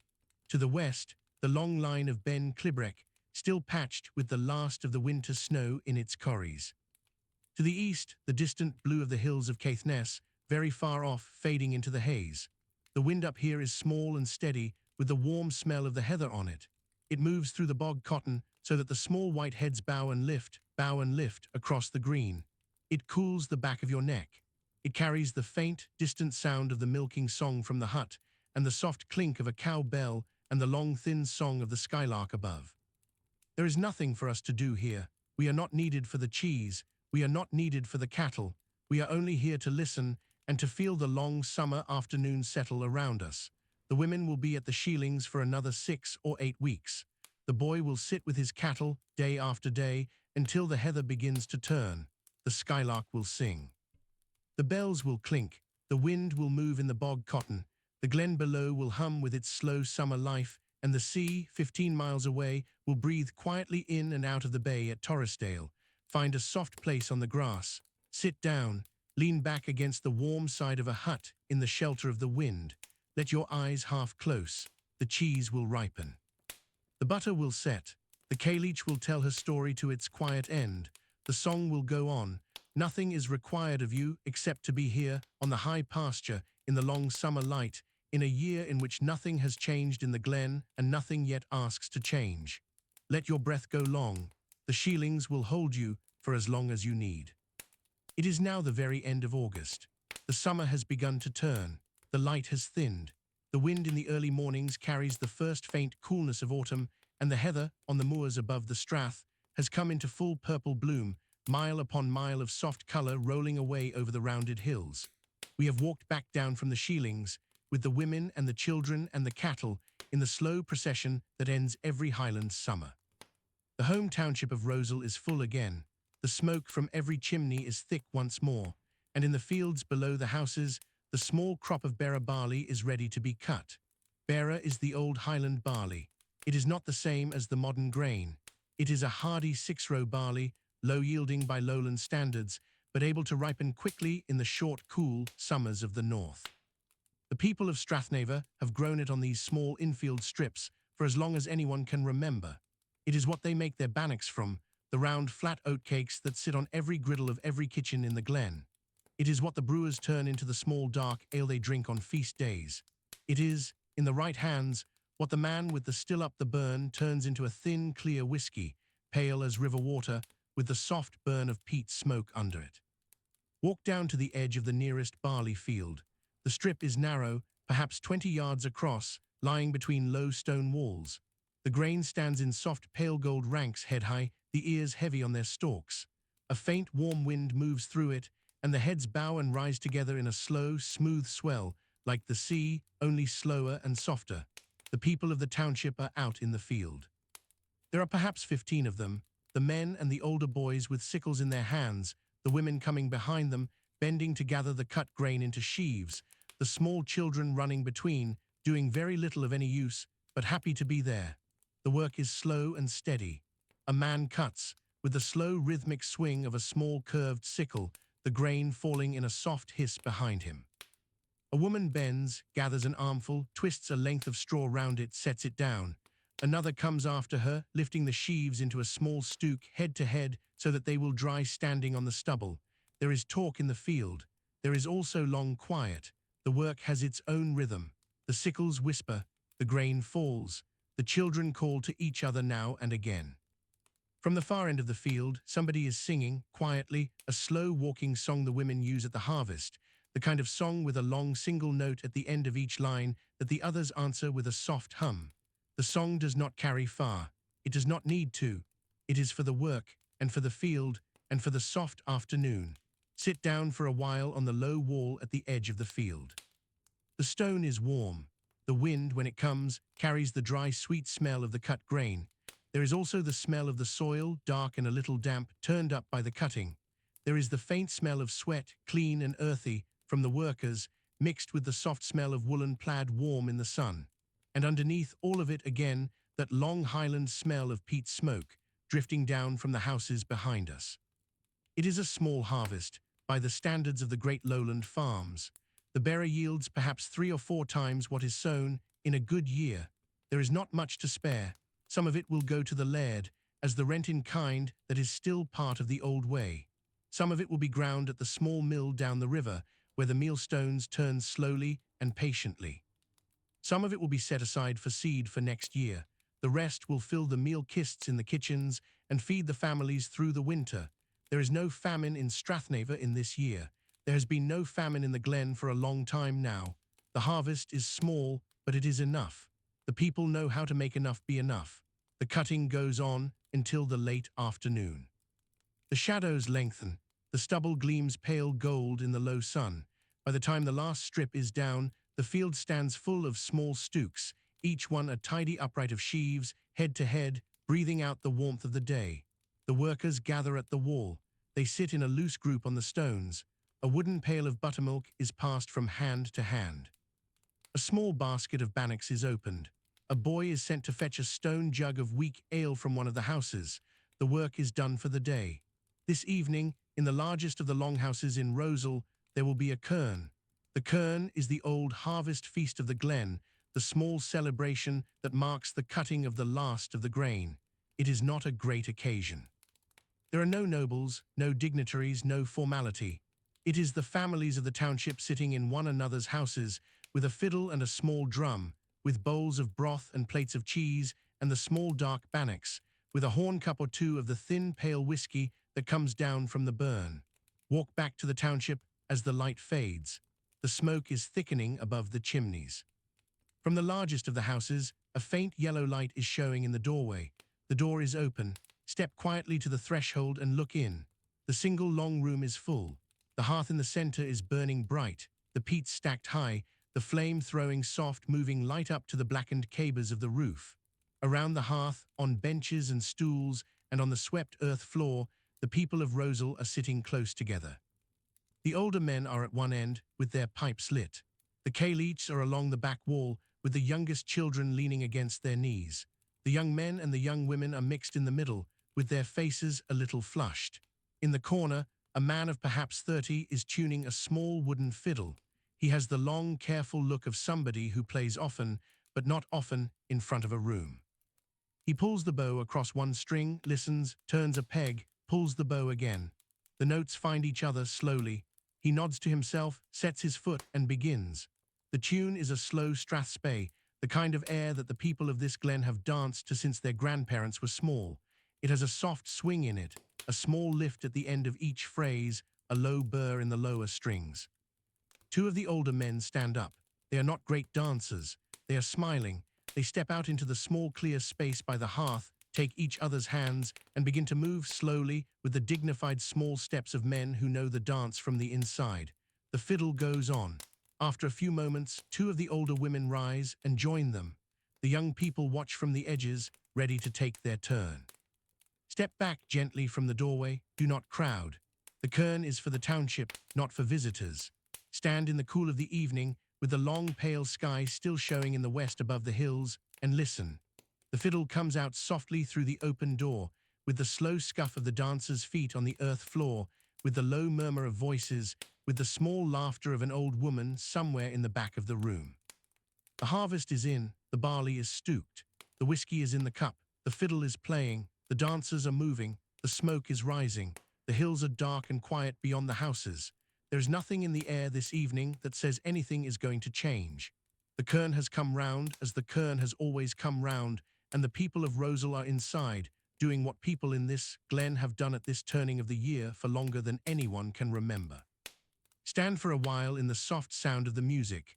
Let the warmth of the doorway light fall on your face. Let your breath go slow. The harvest is in. All is well in the glen on this quiet August evening. All is well. It is now the autumn. The leaves of the birches along the river are pale gold, and the bracken on the hills above the strath is turning rust and copper. The wind off the moor has a colder edge to it. The mornings, by the river, are grey with mist, lifting slowly as the sun climbs. The cattle have come down off the high pastures and are grazing the home parks. The barley is in the meal kists. The peat is stacked against the back walls of the houses, ready for winter. By all the old measures of the glen, the year is moving as it should. But something else is in the air now, very faint, like the first cold wind of autumn before the leaves fall. It is not in any sound. It is not in any sight. It is in the slow drift of news that has begun to come in from outside the glen. There has always been news. The drovers, walking their cattle down the long tracks to the markets at Falkirk and Crieff, carry word both ways. The packmen, with their bundles of needles and ribbons and small mirrors and printed prayers, come up from Inverness twice a year and stay a night or two in every township. The minister, when he rides over from his manse at Far, brings what he has heard from his fellow ministers in Sutherland and beyond. The travelling shoemaker, the wandering harpers, the soldiers home on leave from the Highland regiments, the cousins down in Helmsdale, the relations in the herring boats at Wick, all of them carry news in the slow casual way that news has always travelled in the Highlands. And the news now, this autumn, is about sheep. In the glens to the south, in Strathbrora and Strathfleet and Strathalladale, certain things have begun to happen over the past few years. The talk is not all clear, and not all of it agrees with itself. Some of the talk is about the great farms of Cheviot sheep that are being set up by men from the south, men who come into the glens with their shepherds and their dogs, lay out enormous pastures, and run thousands of sheep where, until quite lately, there had been small townships of crofters. Some of the talk is about how the people of those townships have had to go somewhere else. Some have gone to the coast, to small new villages laid out for them by the laird's agents, with little strips of poor land and the promise of work in the fishing or the kelping. Some have gone further, to the towns of the south, to Glasgow and Greenock, to the new mills. Some have gone across the sea, to Nova Scotia, to Cape Breton, to Ontario, to the Carolinas. It is not new, this talk. The first removals in Sutherland began some years before. The people of Rosal have heard it in pieces for 2 or 3 winters now, but it has been talk of other glens, in other valleys, far enough away that it has felt like the news of a storm in another part of the country, something that does not have to happen here. This autumn, the talk is closer. Walk down to the small kirk at Achnes. It is a plain stone building, low and grey, with a slate roof and a small bell in a stone cot at the gable end. It serves the people of several townships up and down this part of the Strath. On a Sunday morning in this season, the people come from miles around, on foot and on horseback, in their best plaiding and their best linen, and they sit in the rough wooden pews and listen to the minister preach in Gaelic. The minister is a thoughtful man. He is also a man with letters from outside the Glen, letters from the factor of the estate, letters from the laird's solicitor in Edinburgh, letters from his fellow ministers that he must read carefully and that he must, in part, share with his congregation. After the service one Sunday in October, he stands at the door of the kirk, with the small congregation gathered around him in the kirkyard. The morning is bright, but there is a cold wind off the moor. The headstones around him are old, leaning at the soft angles of long years. The Mackay grave are here, and the Gun grave, and the Matheson grave, generations of them sleeping under the turf. The minister speaks quietly. He does not raise his voice. The wind takes some of his words. The people lean in. He tells them, in the careful, steady way of a man who has thought long about what to say, that the laird, who is the Marquis of Stafford, husband of the Countess of Sutherland, has asked his factors to look into certain improvements on the estate.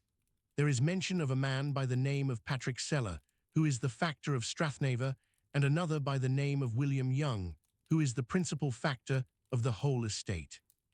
There is mention of plans, not yet final, for the better use of the inland glens. There is a careful, unspecific phrase about the moving of some families to other places. There is, in the minister's voice, a careful balance. He is the Countess's man. He is also the people's minister. He is trying, in his own quiet way, to prepare them without alarming them. The congregation listens in silence. There are no exclamations. There is no immediate noise. The Highland people of this glen do not react that way. There is a long pause. Somebody near the back asks a single quiet question in Gaelic. The minister answers it. Another question. He answers it. Then the people, in their slow, dignified way, begin to disperse.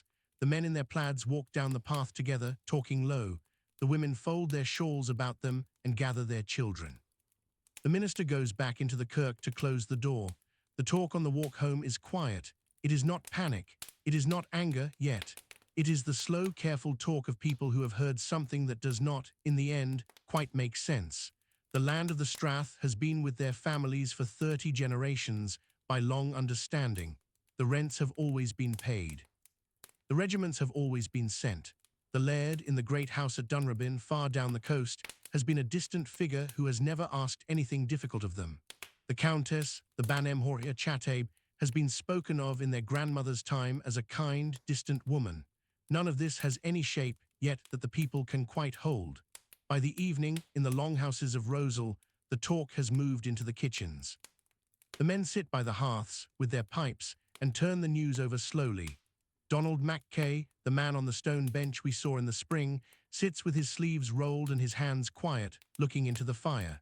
His wife sits across from him, spinning, the wheel turning steadily under her foot. The older son, who is 18, sits with his back against the wall and listens. The younger children play with a small toy on the floor. They speak in low voices. They are not making decisions. They are not arguing. They are simply turning the news over the way a man turns a piece of wood in his hands to see what it is. The Bible on the wooden chest in the corner has been in the house for 100 years. The chest itself was made by Donald's grandfather. The quern by the door was carried into this house by his great-grandmother, who walked it up from the coast on the day she was married. The walls are theirs, the land is theirs, none of it makes sense. Outside, the wind picks up a little. The first leaves are blowing along the path between the houses. A dog barks somewhere down the township, and another answers, and then both fall quiet. The smoke goes up slowly into the cooling air. Step out of the doorway into the autumn evening. The sky over the strath is a soft grey pink. The hills are dark already in the east. The river is a slow line of silver in the dusk. There is nothing yet that is different in the glen. Everything is in its place. The houses are warm. The cattle are in the parks. The children are inside. The minister in his manse at Far is by his own fire with his letters in his lap and his own quiet face. Stand for a moment longer in the cool wind and breathe. The news is in the glen. It is moving slowly from kitchen to kitchen, from hearth to hearth. It has not yet become a hard fact. It is still only a rumor, a whisper, something a man might hope will go away. The autumn light is fading. The smoke is rising. The river is dark. Let your breath go long. There is nothing to be done with this news tonight. We will come back to it in time. It is now the deep middle of winter. The year has turned over. The new year of 1814 is only a few weeks old. The hills above the strath are white with snow, and the river runs dark and quick between fringes of ice. The days are short. By 3:30 in the afternoon, the light is already going. By 4:30, it is dark, and the small candles and rushlights in the houses begin, one by one, to glow in the small square windows of the longhouses of Rosal. There has been no further news from the factor's office at Dunrobin since the autumn. The minister, when he came up to Rosal at the new year, had no further word. The rumour is still in the glen, but it has settled, in the way that talk settles in the long Highland winters, into something half remembered, half set aside. The people are not foolish. They have not forgotten. They simply do not have, in these short, cold weeks, the room to think about it. The winter has its own demands. Walk along the path between the houses in the soft snow. The snow is dry and powdery, the cold winter snow of the north. It squeaks faintly under your feet. The path has been trodden by the family that fetched water from the river this morning, by the boy who carried in the peats, by the dog that came out to bark at a passing crow and then went back inside. The light is going. The sky above the strath is a deep, soft, lavender blue, almost without cloud, with a few faint stars beginning to show in the east over Caithness. The hills, white against the dark sky, are very still. Step up to the doorway of one of the longhouses. The door is closed against the cold. Behind it you can hear, faintly, the sound of voices and the low hum of a wheel. Lift the latch and step inside. It is warm in here. The change from the cold outside is sudden and gentle. The peat fire in the center of the room is burning low and red, with a faint blue flame at one edge where a fresh turf has just been set on. The smoke rises slowly to the roof and finds its way out through the hole above. The single room is long, with the byre end at one end, where the small black cattle are standing patiently behind a low stone partition, their breath rising in soft clouds, their chains clinking very faintly when they move. The smell of them is part of the warmth. At the living end of the house, around the hearth, the family is settled in for the evening. There are perhaps 8 or 10 of them, 3 generations, gathered close enough that the firelight reaches all of their faces. The Cailleach is in her usual place on the low bench by the wall, with the youngest child, a little girl of 3, asleep against her side, wrapped in a fold of her plaid. The Cailleach is not doing anything in particular. Her hands are in her lap. Her eyes are on the fire. She has the long, quiet patience of an old woman in her own house in the deep of the winter. On the opposite side of the hearth, Donald Mackay is sitting on a wooden stool. He has a small leather harness across his knees. He is working a needle of bone through a piece of soft hide, slowly, mending a strap that frayed last autumn. The needle catches the firelight. His hands are steady. He looks up sometimes when a voice catches his attention, then back to his work. His wife, Catriona, is at her spinning wheel in the corner. The wheel turns under her foot, slow and steady, with a low, soft whirring. The thread comes off her fingers in an even, fine line, gathered slowly on the spindle. She has been spinning since she was 9. The wheel does not need her eyes. Her face is turned to the room. She is half smiling at something somebody has said. Beside him, his younger brother, who is 12, is teaching the little girl of 7 to weave a length of straw into a small star. Their heads are close together. The straw makes a soft, dry whisper as their fingers move. The boy is patient. The girl is concentrating very hard. And at the other end of the bench, by the doorway, is the bard. The bard is not a young man. He is one of the older men of the township, perhaps 70, with a long, thin face, white hair tied back, a long memory, and the gift of being able to recite from memory the genealogies of every family in this part of the Strath. In the long winter evenings, when the families gather around a hearth, it is part of his pleasure and part of his duty to give them what they ask for. He recites in slow, careful Gaelic the names of their fathers and grandfathers, the marriages, the cussenages, the small heroic stories, the songs of older wars. He goes back by name and by line 10 and 12 generations, sometimes further. Tonight he is speaking very quietly of the Mackays of Strathnaver. He begins not with a story but with names. He names Donald's father and his father's father and his father's father's father and back and back. He names the women who married in, the daughters who married out, the cousins who went to the wars in Flanders, the great uncle who was lost off the coast of Galloway with a herring boat. He names the small fields by their old names, the rocks, the bends in the river, the corners of pasture where so-and-so's cow once calved in a snowstorm. He does not raise his voice.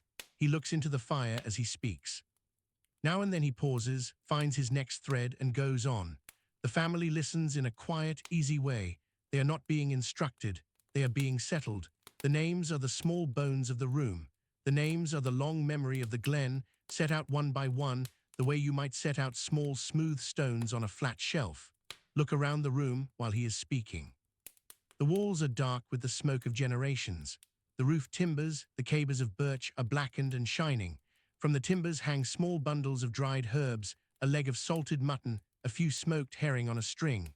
On a small shelf above the hearth there is a wooden bowl, a single pewter spoon, a small black book that is the family Bible. On the floor by the door, the collie dog is asleep with his nose on his paws. In the byre end, one of the cows lets out a long, soft breath, and her chain clinks once very quietly. The wheel hums. The needle goes through the hide. The straw whispers. The bard names another grandfather and another. The K-leech closes her eyes. Outside, the snow on the path is settling. The smoke from the chimney lifts straight up into the still, cold air. The stars are out now, very clear, very many, in the deep blue of the winter sky over the Strath. A single fox crosses the open ground above the township, on his own quiet business, and is gone. There is nothing here, on this winter evening, that needs us. There is no decision to make. There is no work that cannot wait. There is no question that has to be answered tonight. There is only the hearth, the wheel, the dirk in its rag, the small star of straw, the soft voice of the bard naming the long line of the Mackays, the slow breath of the cattle, the steady warmth of the peat fire, and the long winter night settling on the Glen. Sit down on the wooden stool by the door. Lean your head back against the warm stone of the wall. Let your eyes go heavy. The bard is still naming. The wheel is still turning. The fire is low and steady. The roots of this family are deep, deeper than the snow on the hills, deeper than the ice on the river, going down through the soft turf of the Glen for 30 generations, for 1,000 winters, for as long as there have been people in this place. Let your breath go with the soft whirring of the wheel. Let your shoulders go heavy. The winter night is long. The hearth is patient. The bard will speak for as long as anyone wants to listen. There is nowhere else this evening that you need to be. The Glen is holding. The names are holding. All is well, all is well, all is well. It is now the spring of 1814. The year has turned again. The snow has gone from the lower slopes of the Strath. The first new grass is up along the banks of the river. The lambs have come. The peat smoke is still on the air. The smell of the new growth is in everything. By every old sign of the Glen, it is spring as spring has always been. And on a soft grey morning in late March, a small group of men is seen, riding slowly up the Strath from the south. They come without ceremony. They are not many. There is a tall, thin man in a dark coat and a low-crowned hat, riding a tall bay horse. There are 2 younger men with him, on smaller mounts, dressed plainly. There is a single ground officer of the estate, walking at the head of the horses, his coat patched and his face known. They move slowly, looking about them as they come. The tall, thin man is Patrick Seller. He is the factor of Strathnaver. He is in his middle 30s, a lowland man by birth, from Elgin in Murray, trained as a lawyer. He has been in the service of the Sutherland estate for several years now, and the inland glens have been added to his charge. He is, by the report of those who have met him, polite and quiet in manner, careful in his speech, methodical in his work. He does not look about him with any great show of feeling.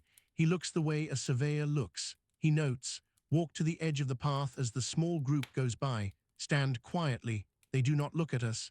They are looking at the land. They ride past the first of the houses of Rosal. The collie at the doorway lifts his head, decides they are nothing of his concern, and lays his head back down. A woman steps out of the second house, sees them, hesitates a moment, then steps back inside. Two children at the edge of the kyle-yard watch in silence. Donald Mackay on his stone bench lifts his hand in the same easy greeting he gave us last spring. Seller inclines his head courteously, but does not pause. The men ride on, up the strath, past the houses, out into the open ground beyond. There they stop. Seller dismounts. The two younger men dismount with him. One of them has a leather case under his arm, in which there is a roll of paper, an inkhorn, a small wooden ruler. The ground officer points up the slope toward the moor. Seller nods. He walks a little way out into the heather. He stands. He looks. He is looking slowly at the shape of the land. He is looking at the way the moor rolls up from the strath. He is looking at the line of the burn coming down from the corrie. He is looking at the small patches of better grass on the south-facing braes. He is looking at the home parks by the river. He is looking, in his quiet, methodical way, at how all of this could be enclosed, drained, walled, fenced. He is looking, although he does not say it, at how many sheep could go on this ground. He stays for a long time on the rise. The two younger men open the roll of paper. One of them holds it down with his boot. The other kneels and begins, in careful pencil strokes, to add lines to what is already there. Seller walks a few steps further out. He stoops, picks a small handful of the rough grass, looks at it, lets it fall. He kneels and pushes a finger into the soft soil. He stands up again. He looks toward the river. He looks at the houses of Rosal. He looks then at the sky. He says very little. Whatever he says is to the younger men, and is in a low voice, and is in English. The ground officer stands a little apart, his face carefully blank.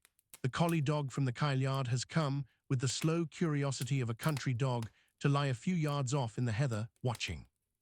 From the houses, the people of Rosal are also watching. They are not crowding. They are not pointing. They are doing what they would be doing anyway, standing in their doorways with a length of hide in their hand, sitting on a wall with a piece of mending, leaning on a fork by the byre. But their eyes go, again and again, to the small group of men out on the open ground. Seller is not a man who shouts. He does not bring with him any sense of immediate menace. He does not draw a paper from his coat and unroll it. He does not announce. He simply, in his slow, careful way, looks at the land and notes. That is, in its quiet way, the most disturbing thing of all. After a long while, perhaps an hour and a half, the men gather themselves. The papers are rolled up. The horses are remounted. Seller takes one more long look up the strath, toward the rim of the hills, toward the high pastures where the Shielings stand quiet under the spring sky. Then he turns his horse, and the small group rides slowly back down the path, past the houses, past Donald on his bench, past the collie, past the children. He inclines his head again as he passes. Donald lifts his hand in return. The men disappear down the strath in the direction of the south. The sound of the horses' hooves fades. The collie gets up, stretches, and goes back to the doorway. The woman who had stepped back into her house comes out again. The morning is in every visible way as it was before, but it is not. Walk to Donald's bench. He has gone back to his strap, but his hands are not quite working. He sits for a long moment with the strap in his lap, looking down at it, not seeing it. Then he sets it aside, gently, on the stone next to him, and stands up, and walks slowly to the edge of the kyle-yard, and looks out across the open ground where the men were standing. He stands there for a long time. His wife comes out of the doorway behind him, with her shawl pulled around her shoulders, and stands beside him. She does not speak. He does not speak. They stand together, looking at the empty ground, at the marks of the horses in the soft grass, at the rim of the hills beyond. It is a quiet moment. It is not dramatic. There is no anger in their faces. There is in both of them the soft, slow recognition of something that has, in the space of an hour and a half, become much more real than it was. After a time they turn and go back to the house, side by side, without speaking. The day goes on. The sheep are checked. The peats are stacked. The children come in for their meal. The smoke goes up. The hens are fed. The cattle are watered. By the evening, by every visible measure, Rosal is as it always is. The hearths are warm. The fiddle somewhere down the township is being tuned. But sit for a moment longer by the doorway in the soft spring light and feel the shape of what happened today. A man came up the strath. He did not speak much. He looked at the land. He made a note. He went away again. The shadow that has been at the edge of the glen since the autumn has come a little closer. It has not yet stepped fully into the doorway. It has not yet asked anything of the people, but the people know, in the way that country people always know, that something is moving toward them. Let your breath go long. Let your shoulders go heavy. The glen is still standing.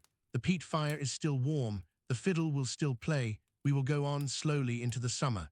There is still a little time left in the long, quiet year. Sleep well for now. It is now the early part of summer in 1814. The bog cotton is in the wet places. The lambs are well grown. The cattle are up at the Shielings again. The barley is high in the small infield strips, almost ready to begin its slow ripening into autumn gold. The glen is, by every old sign, in the middle of another good summer. On a bright morning in the first week of June, a man in a dark coat rides slowly into Rosal from the south. He is not cellar. He is one of the younger ground officers of the estate, a man known to one or two of the families here. He carries a small leather satchel across his shoulder. He dismounts at the edge of the township. He greets the first man he meets, in Gaelic, in a low, quiet voice, and asks for Donald Mackay. Donald comes out of his house with his hands wet from the byre. The officer reaches into the satchel and draws out a small folded paper. He hands it to Donald with a small, almost apologetic nod and walks on to the next house to do the same. The paper is the notice. It is written in English in the careful hand of a clerk in the factor's office. It says that the tenancy of the township of Rosal is being terminated in accordance with the wishes of the proprietor, the Marquis of Stafford, husband of the Countess of Sutherland, with effect from a date in the late summer. It names the date. It mentions the offer of accommodation in coastal lots at a place called Strathy Point. It mentions arrangements for cattle. It mentions the law. It is signed by Patrick Seller, factor. Donald cannot read English. He stands in the morning sun with the small folded paper open in his hand, looking down at the lines of careful black ink, and the lines say nothing to him. He turns and walks slowly back into the house. By the middle of the day, the minister has been sent for. He comes up from his manse on his small grey horse, a tired man, perhaps 60, with the kind of face that has had to read aloud too many difficult letters in his life. He gathers the people of Rosal in the open space in the middle of the township. They stand in a loose, quiet circle, the men with their bonnets in their hands, the women with their shawls about them, the older children at the back, the very small ones held by their mothers. The minister reads the notice in English first, slowly, so they can hear the official shape of it. Then he reads it again, slowly, in Gaelic, putting the careful legal phrases into the soft tongue of the strath. The people listen in silence. When he has finished, he folds the paper. He looks at them. He says in Gaelic a few quiet words of his own. He says that he has, since the autumn, hoped that this would not come. He says that it has come. He says that he will do what he can for them, with the laird, with the factor, with the church, but that he is not, in truth, hopeful that the decision will be changed. He says that they have until the end of summer to make their preparations. He says that he will be with them through this. He says he is sorry. There is no immediate reaction. The Highland people of this glen do not cry out, even now. There is a long, long silence. The older men look at the ground. The younger men look at the older men. The Cailleachs hold the small children a little closer. The minister, his work done for the moment, lowers his head. After a time, the people begin very quietly to disperse. They go back to their houses in small groups, talking in low voices or not talking at all. The minister stands for a little longer in the open space, with his small grey horse cropping at the grass behind him. Donald Mackay walks back to his bench, sits down on it, and stays very still. That afternoon, the work of the township goes on. The cattle are still grazing in the parks. The barley is still standing. The hens still need to be fed. The peats still need to be turned on the moor where they are drying. The world has not stopped. The shock is real, but it does not, here in Rosal, take the form of stopping. It takes the form of going on. By the evening, in the kitchens, the families have begun slowly to talk about what they will take. They have not yet begun to pack. That is for later in the weeks ahead. But the talk has begun. The big wooden chest in the corner cannot easily go to the coast. The quern by the door is too heavy. The loom can perhaps be taken down. The good blue plaid can be folded. The black book on the shelf will go, wrapped in linen. The pewter spoon, the wooden bowl, the dirk. There is also the talk of what will not be taken. The walls of the house will be left. The cabers of the roof. The hearthstones, which have been part of this kitchen since Donald's grandfather laid them. The small kyle-yard. The path to the river. The fold where the lambs come every spring. The view of the rim of the hills. None of that can be carried. And there is talk, very quietly, of those who have gone before them. Of the cousins in Strathnaver who were moved out 2 summers ago. Of how they have been faring at the coast. Of the small thin strips of land at the new settlements. Of the boats and the kelp. Of the cousins beyond the cousins. The ones who took the long sea passage to the New World. Who are now, by report, in Cape Breton, in Pictou, in a place called Glengarry in Upper Canada. Some of the younger ones, very tentatively, begin to speak of going further, of the ships out of Cromarty, of the agents in Inverness, of brothers-in-law who have written letters home, of new beginnings. The older ones listen and do not yet answer. They are not yet ready for that conversation. That night the sky over the strath is clear. The light is long. The midges are out in the soft places by the river. The smoke is rising thin and slow from the chimneys. From one of the houses, a soft, slow Gaelic song is being sung, very quietly, by a woman who is rocking a small child to sleep. The song is not a song of grief. It is a song about a brown calf and a cool morning. The child is too small to know that anything is different. The child is settled by the song, as the child has always been settled by the song. Walk along the path between the houses in the cool of the late evening. The midges drift in the soft air. The Kayleach steps out of her doorway to take the air. She nods to us. She does not speak. She looks up at the sky, then down at the river, then at the rim of the hills, then back at her own door. She turns slowly and goes back inside. The notice is in the houses. The talk is in the kitchens. The summer is moving. There are still some weeks to go. The lambs are growing. The barley is standing. The hens are laying. The cattle are at the Shielings. The Glen is still here. Let your breath go long. Let your shoulders soften. Nothing has yet been taken. The people are still on the land. The hearths are still warm. The smoke is still going up. The fiddle, somewhere down the township, is being tuned very softly for an evening that has not yet quite arrived. We will walk in our quiet way into the last days, very gently, very slowly, with the people of the Glen. There is still a little time.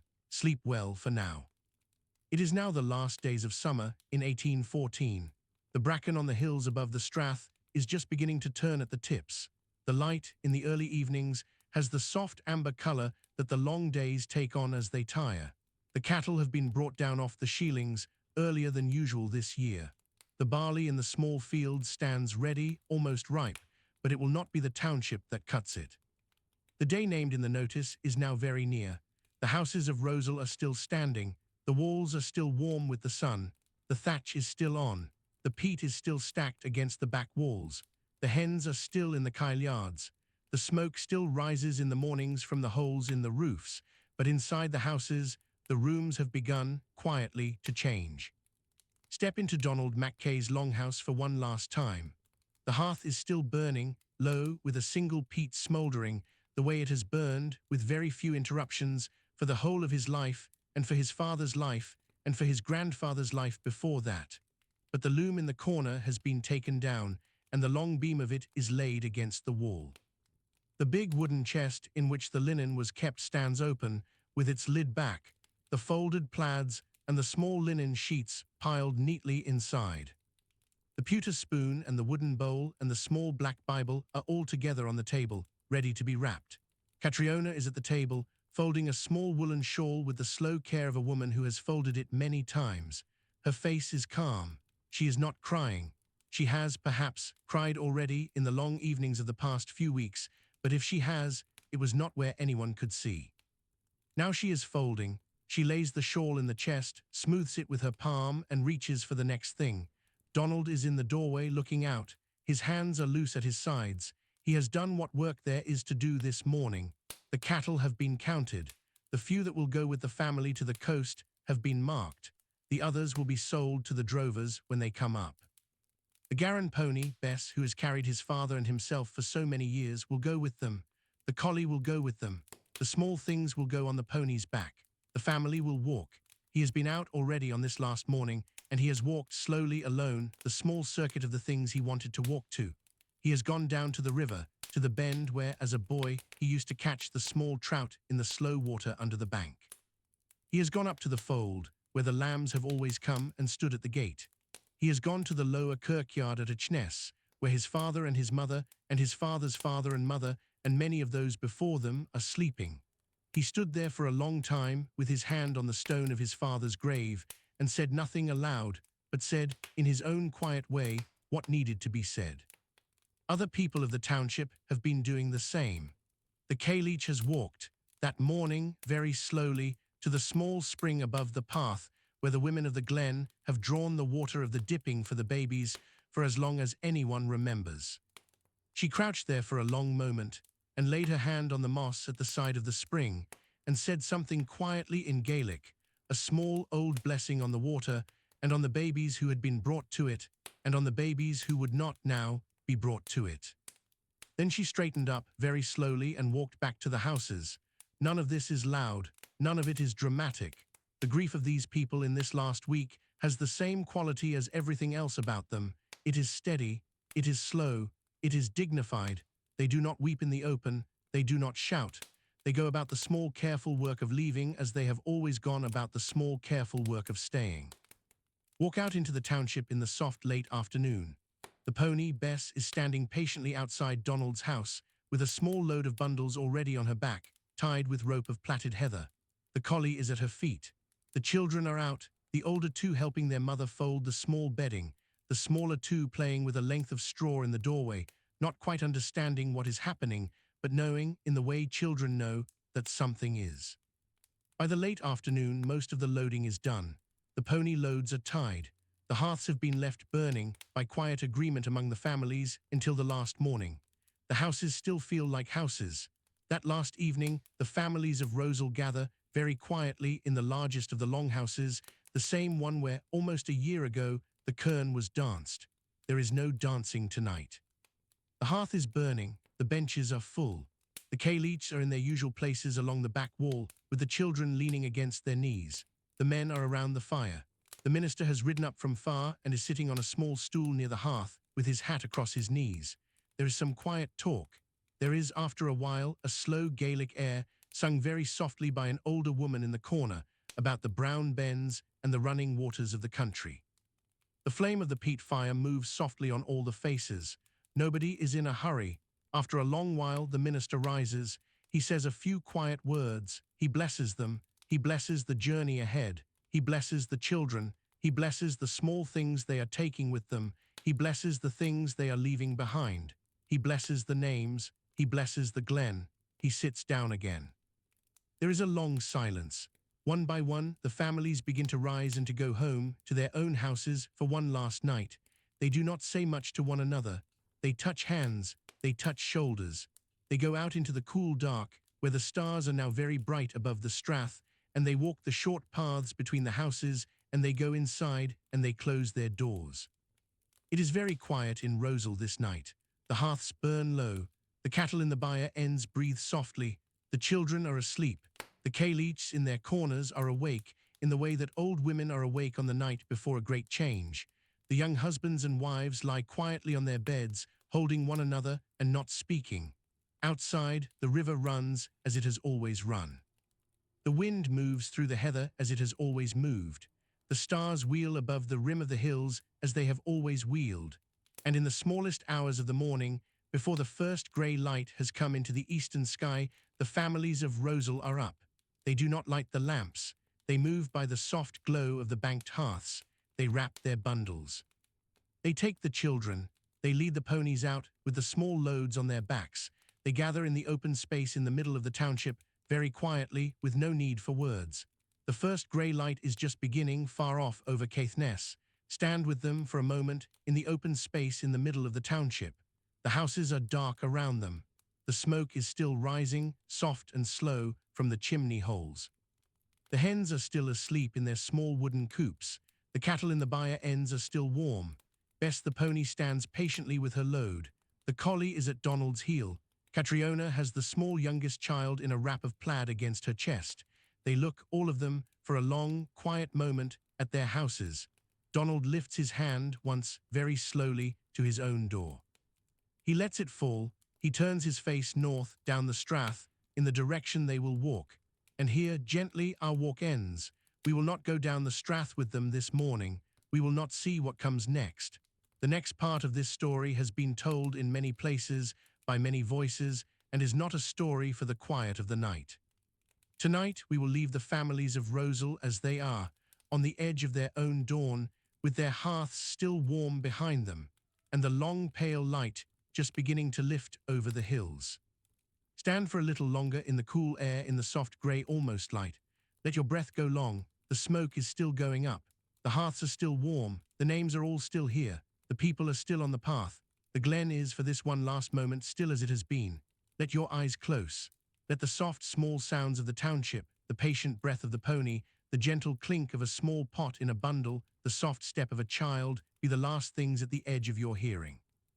There is nothing required of you tonight, only to be here very quietly with the people of Rosal in the long grey dawn, in the last morning of the old Glen, before the world moved on. Sleep well. We have come to the end of our year in the Glen of Strathnaver. 8 chapters, 8 seasons, from one spring lambing to the next pale grey dawn. The lambs, the Shielings, the Bere harvest, the autumn rumour, the long winter hearth, the factor's quiet visit, the notice, and the last morning, with the smoke still rising and the people still on the path. If you are still listening, you are very welcome to begin again, at the start, and walk the year over once more. The Glen is still here, in this story, exactly as it was. The Mackays and the Guns and the Mathesons are still in their houses. The bard is still naming the generations by the hearth. The K-leech is still at her door. What happened to the people of Strathnaver after our story ends is part of the long history of the Highland Clearances, and it is best read in daylight, in books by writers who have given it the careful, honest attention it deserves. There are some of those in the description below if you wish to read on. But for tonight, let them be in their last warm morning with the hearth still burning.